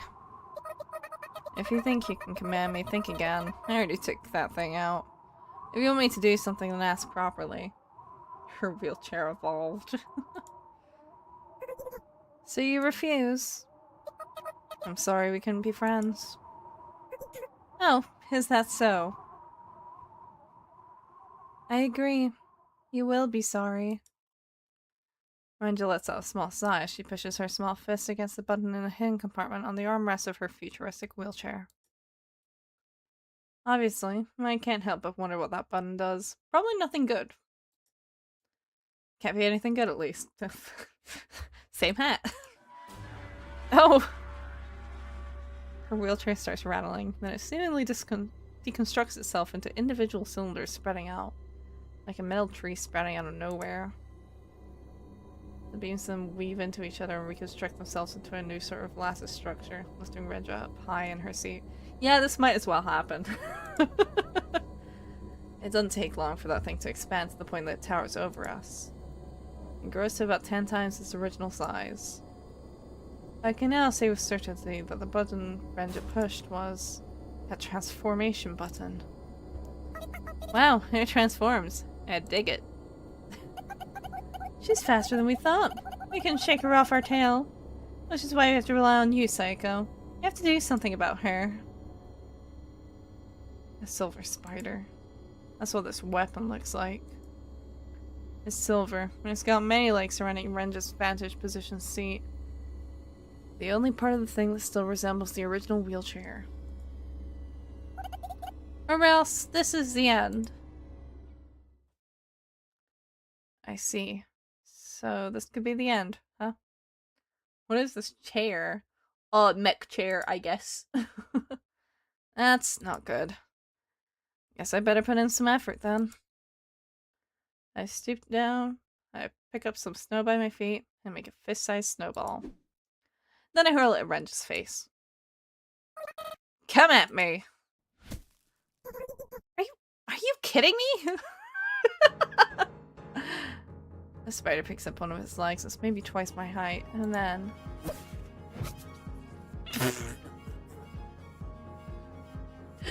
Oh, poor Clara. Victim number 1 in all cases. It swings the pointed tip down hard immediately behind me, skewering Clara from the crown of her head straight down through her lower abdomen. She looks like an obscene objet d'art, depicting the way butcher birds impale their prey on thorns. The vivid contrast of the vibrant red blood against the cold silvery steel has me frozen my tracks for a second.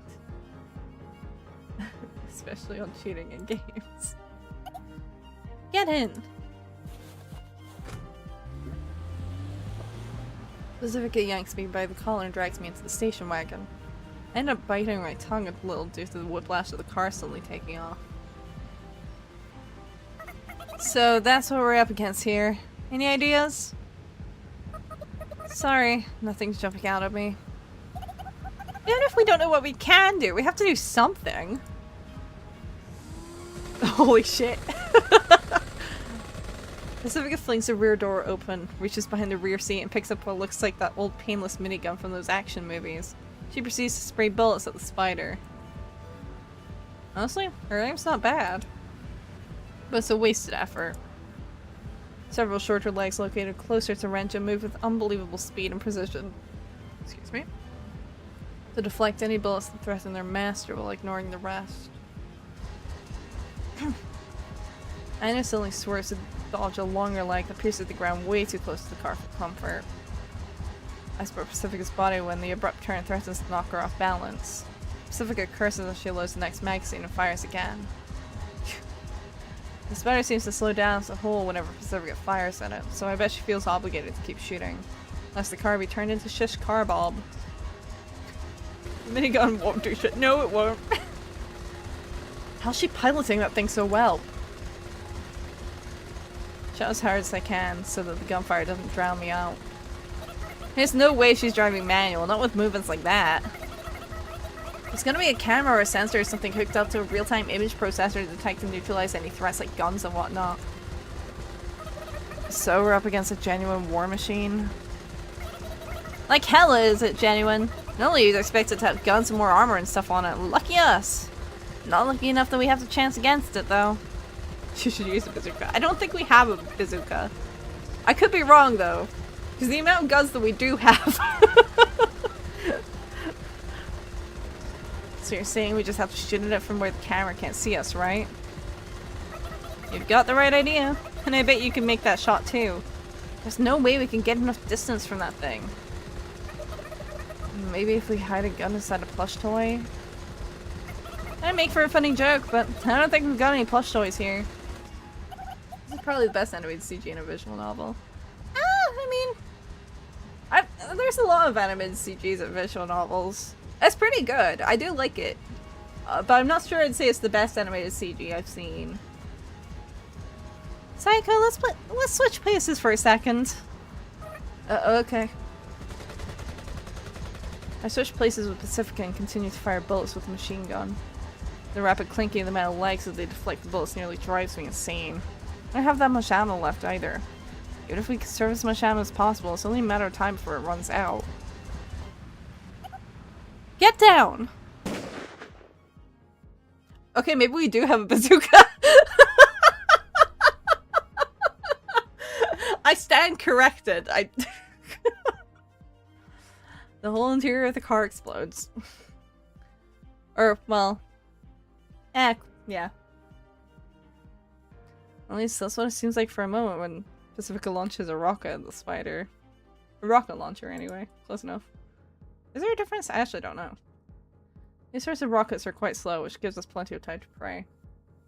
Holy crap, Pacifica has a lot of arsenal in her van. We really- she really does! I think I hear Ren just shouting something.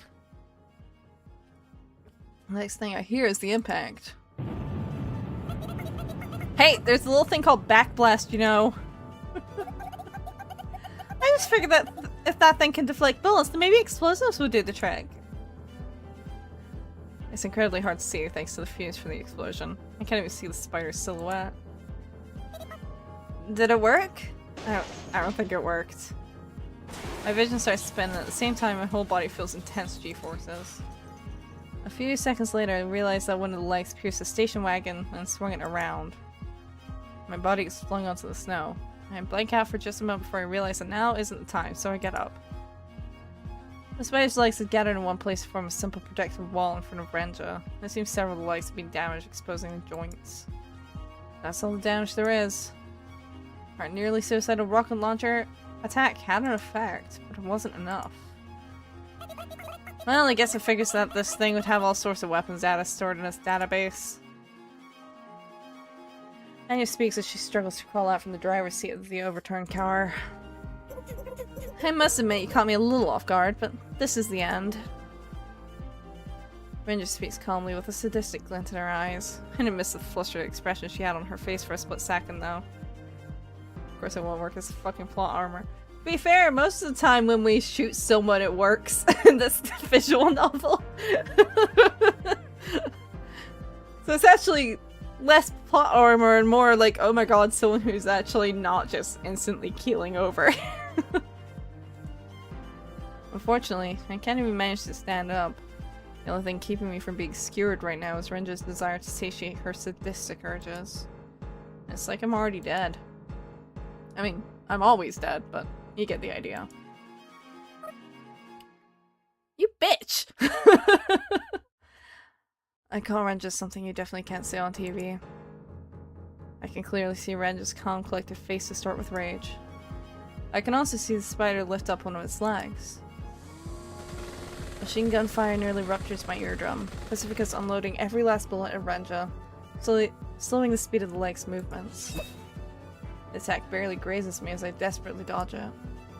I then borrow a warhead from the box that tumbled out of the car. I was easily able to hit Renja in the face with a snowball earlier, despite it being both slower and bigger than a bullet. Which can only mean one thing. Objects thrown by hand don't trigger the spider's defense system. If that's the case... Ah! I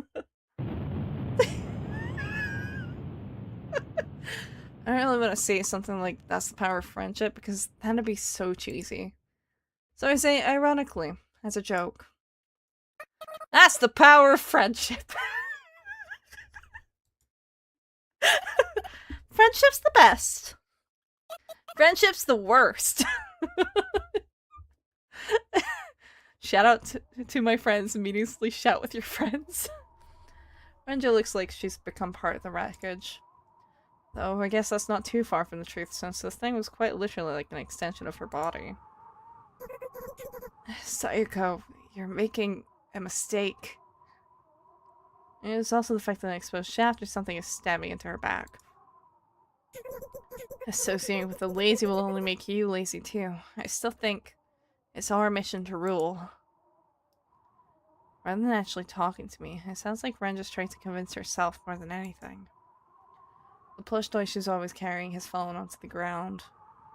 Contrary to its soft appearances, there's cold, hard mechanical parts jutting out of a tear in the fabric. There's no need to rush anymore, so I slowly pick it up. I see, so this must be the main control unit. Give that back. You seriously think anyone would give it back when you ask like that? I just stare at Renja. We are superior. Unlike you, people were not fakers appealing to teenage brats who buy cheap knockoffs of brand-name sneakers. It sounds so pathetic I had to close my eyes. Do I feel empathy for this girl? I do, don't I? This stuff is meant to be inhaled or injected by VIPs who possess soldiers who would gladly die for them given the word. It's a glorious, high-purity, genuine article. Only the genuine can understand the feelings of the genuine. One day, you'll understand. I'm the you from the future. Someone's here to pick you up. I don't have to look to know who it is.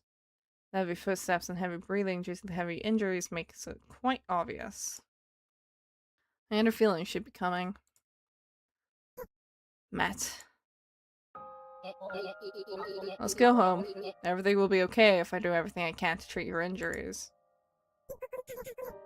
I'm not your master anymore. That doesn't matter to me. What are you talking about? It matters to me. If you're not my slave, you're worthless to me. Your wound certainly is deep, but... I lean in next to Renja and examine her wounds. I take the bug out of my pocket. The poor thing had failed in its mission to take control of me. Oops. Oh, I meant to click. Renja's eyes open wide. She mouths the word stop.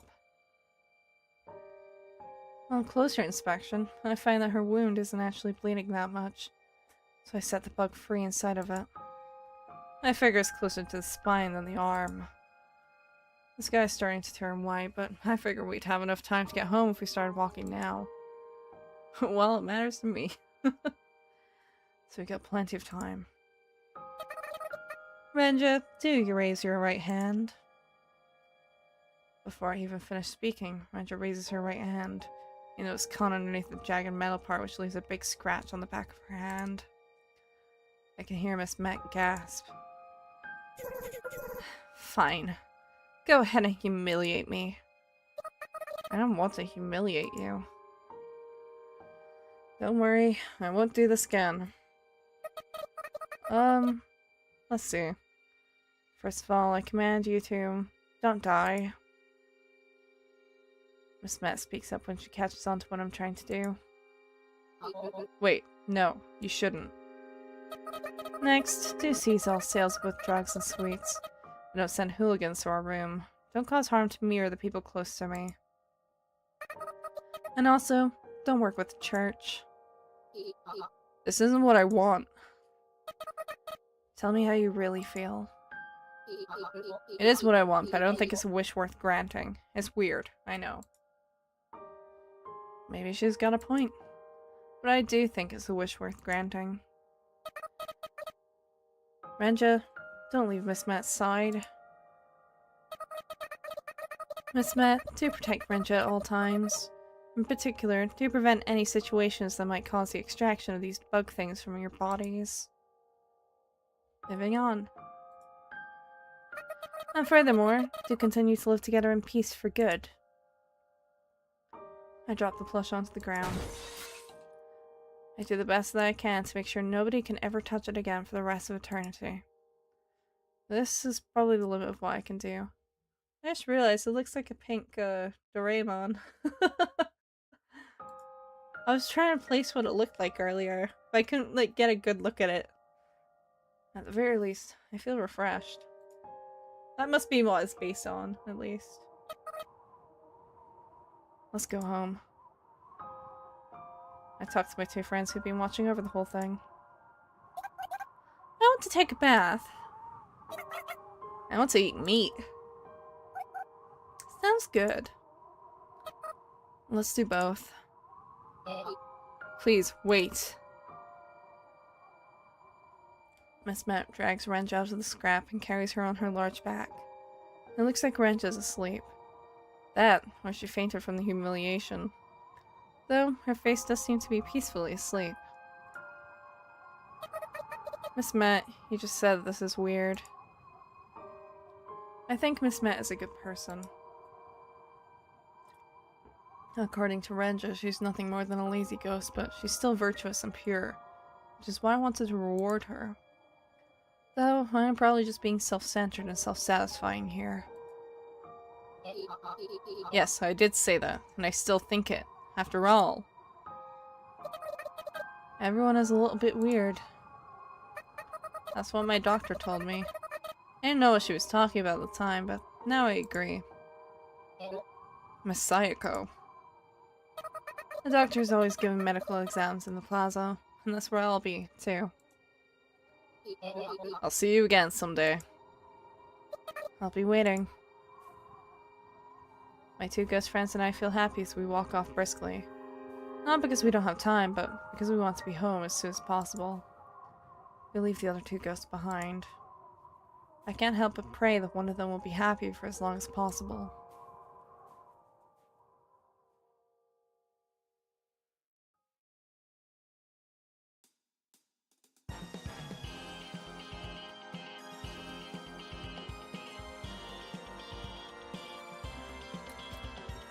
Well, that was an eventful episode. That was an extremely eventful episode. Wow. Yay, episode 4 finished.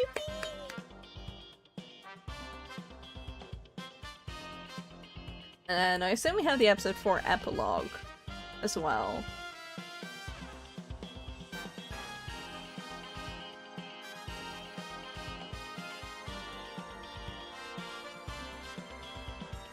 That was a cool one.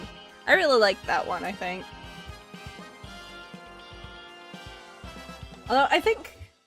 I don't know. But wait, there's more. I don't know. I do think some of the pacing for it was a little weird, though. I don't know. I think there were some parts where I was like, oh. How many episodes left? There is one left after this one. One summer evening when the air is hot enough to make you gradually break out in sweat. It's my first summer in this town. It's got a different sort of heat than the city. But just as I do in the city, I make myself as small as possible as I get down from the single car train and head towards the unmanned turnstiles. She's waiting behind the turnstiles. She's got a small, slender body and a cute face with a small upturned nose. The slight humidity isn't doing her fluffy hair any favors, but even with that in mind, she's still several times more attractive than other girls her age. She notices me. Her face is in a paperback book, but I notice her eyes twitch a little. However, she still pretends not to have noticed me. I hold my card against the turnstiles and pass through them. I do so even though I'm just going to go back inside after seeing her. Because she'd get mad at me if I didn't. Actually, she wouldn't get mad, just pouty, with a look of displeasure on her face, and tears in her eyes for some reason. And her mood wouldn't improve until I personally apologized for every little thing I've done wrong. You're late. As I pass through the turnstile, she looks up from her book. I've been waiting for ages. You really expect me to show up immediately when you call me unannounced? That's what I want to say, but instead, I just say what I usually do. I'm sorry. No, you're not. I'm sorry for being inconsiderate and making you wait out in the heat, even though you're tired from practice. I see. Apology accepted. Try harder next time. The two of us pass back through the turnstiles. That's another day's worth of lunch money wasted for a stupid formality. And money's not the only thing that I've lost today to feed this girl's stupid desire for control. Listen, I worked very hard. At practice today, It's been about half a year since I had to move to this remote rural town due to a parental job transfer. I don't know if it's because of the country climate or my own personality, but my classmates at my new school treat me like an outsider. And nobody's tried to be my friend. She's the only one who's even approached me. She was just as alone, and for that simple reason, we began to spend time together. Her parents are also from the city, so she says she's picked up urban vocabulary and intonation from her parents. But I doubt it was an entirely natural process. She's yearned for city life and believes that the city is where she belongs. She acts like she's been unjustly torn away from the city. From what I've heard, she's been to the city no more than 4 times in her life, so I seriously doubt she's really a city girl at heart. Well, justified or not, that's how she acts, so I guess I can't blame the locals for treating her like an outsider. As a result, she had nowhere to belong. That's when I, actual city folk, moved in, and she set her sights on me. She believes that if she can control me, she can control her delusion of the city. By the time I realized that, it was too late.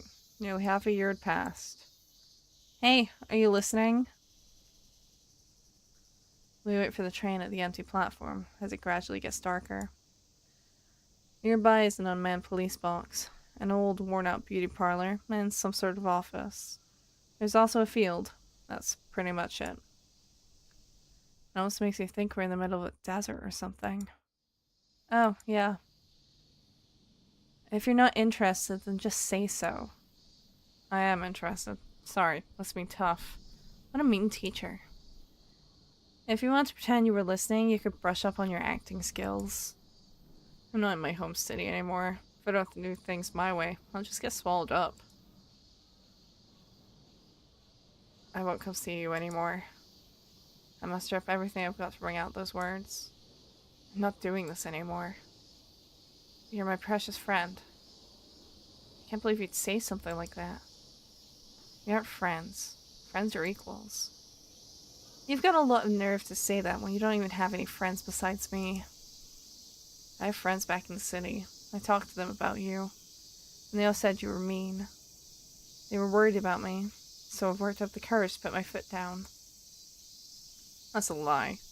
I'm as emotionally distant from my city friends as I am physically distant from the city. I was only ever in a friend group with fellow outcasts, so it's not like those relationships were ever going to last anyway. But I figure it's a lie I need to tell her to show her just how firmly I'm putting my foot down. I'm not a good liar, but she has no way of finding out the truth. The rest is just a question of how bold I can be. What an obvious lie. As if you've got any friends. Her voice is as cold as a window pane in the dead of winter. Seems like she's seen through my entire bluff. That's all just for show. She's just as weak of a girl as I am. So I just mimic her and speak as coldly as I can.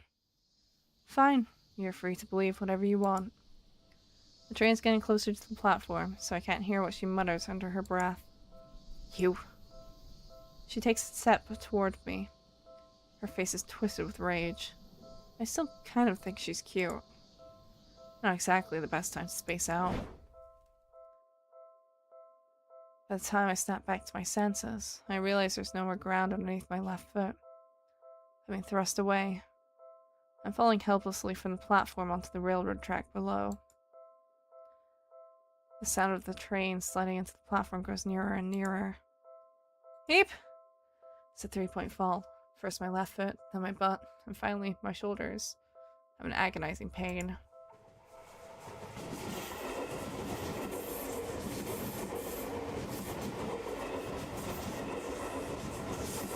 The train slides into the platform on the opposite side as my ears pick up the distorted grating sound of its brakes.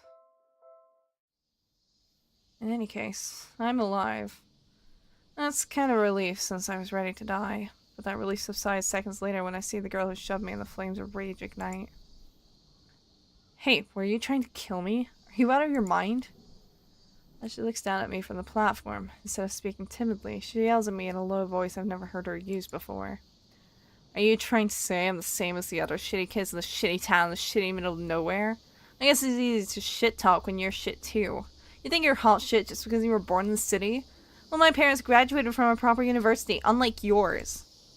University? What the hell are you talking about, university? You're not a city girl. You're a shitty bumpkin born in the shitty sticks. This exchange of words is completely pointless. I can't stand staying here. I want to fly away. What city friends? As if. You're obviously lying. There's nothing charming about you at all. What's the point in associating with you? There's no kids who would ever want to be your friend. Not here, not in the city, and not in this entire world. Yes, there are. There definitely are. There definitely are.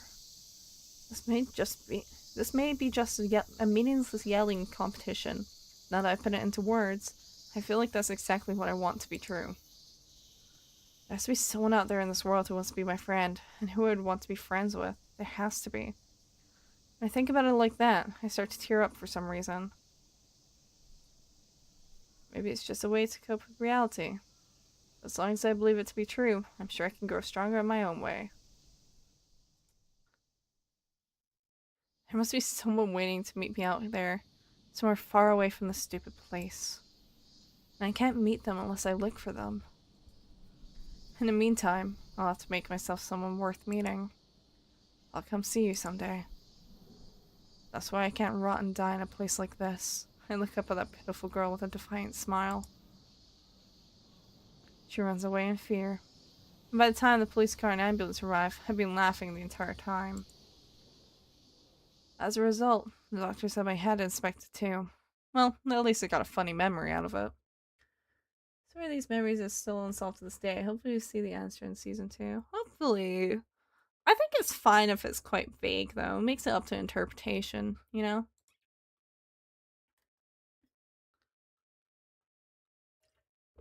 I mean, there's a reason they leave it kind of weird, you know? Anyway, that was chapter 4. And we've now unlocked chapter 5, the day I looked at her and then saw her, which we are not going to do today. It was a great stream. Let's raid out the clown. You want me to raid Shatter? I mean, I'm happy to raid Shatter. He's playing Far Far West. Let's see. I actually got quite a few people streaming today. But I'm perfectly happy to raid Shatter if you want to raid Shatter. There's also Zuzu, Rise of Light, Ren, Sphinx. Yeah, I'm happy to raid Shatter today. But yeah, I wish I could say that I know when next week I'm going to be continuing this. I don't. How many seasons there are? Currently, there's only this one. So there is only episode 5 left. I don't know if there's any... I don't think there's any news of when season 2 is supposed to come out. From what Fura's been saying. I haven't looked into it too much, though. But yeah, supposedly they're working on season 2 currently, but it has also been quite a long time. Though I assume that probably some point in there they were probably porting it to console and Steam, so that might be why it's taking so long, is that they got distracted with that. But yeah, I don't know what day next week I'll be continuing. There will be a Ghostpia stream next week. I just don't know when. Because everything is in the air. Yeah. I'll try and have notice for when it'll be ahead of time though in the Discord and on my socials. Yeah, that said, we're gonna raid Shatter. Who's playing Far Far West. And looks like he's in a laser beam shootout, I guess. Something like that. And I will see you guys at some point. Maybe tomorrow. I don't know. I don't know if we're doing any more packing tomorrow or anything. We might be. And if we are, then I probably won't be able to stream because you get back quite late. But I don't know. I'll let you guys know what's going on. With that, I'm gonna start the raid. I'll see you guys later. Bye-bye. Bye-bye. Bye-bye.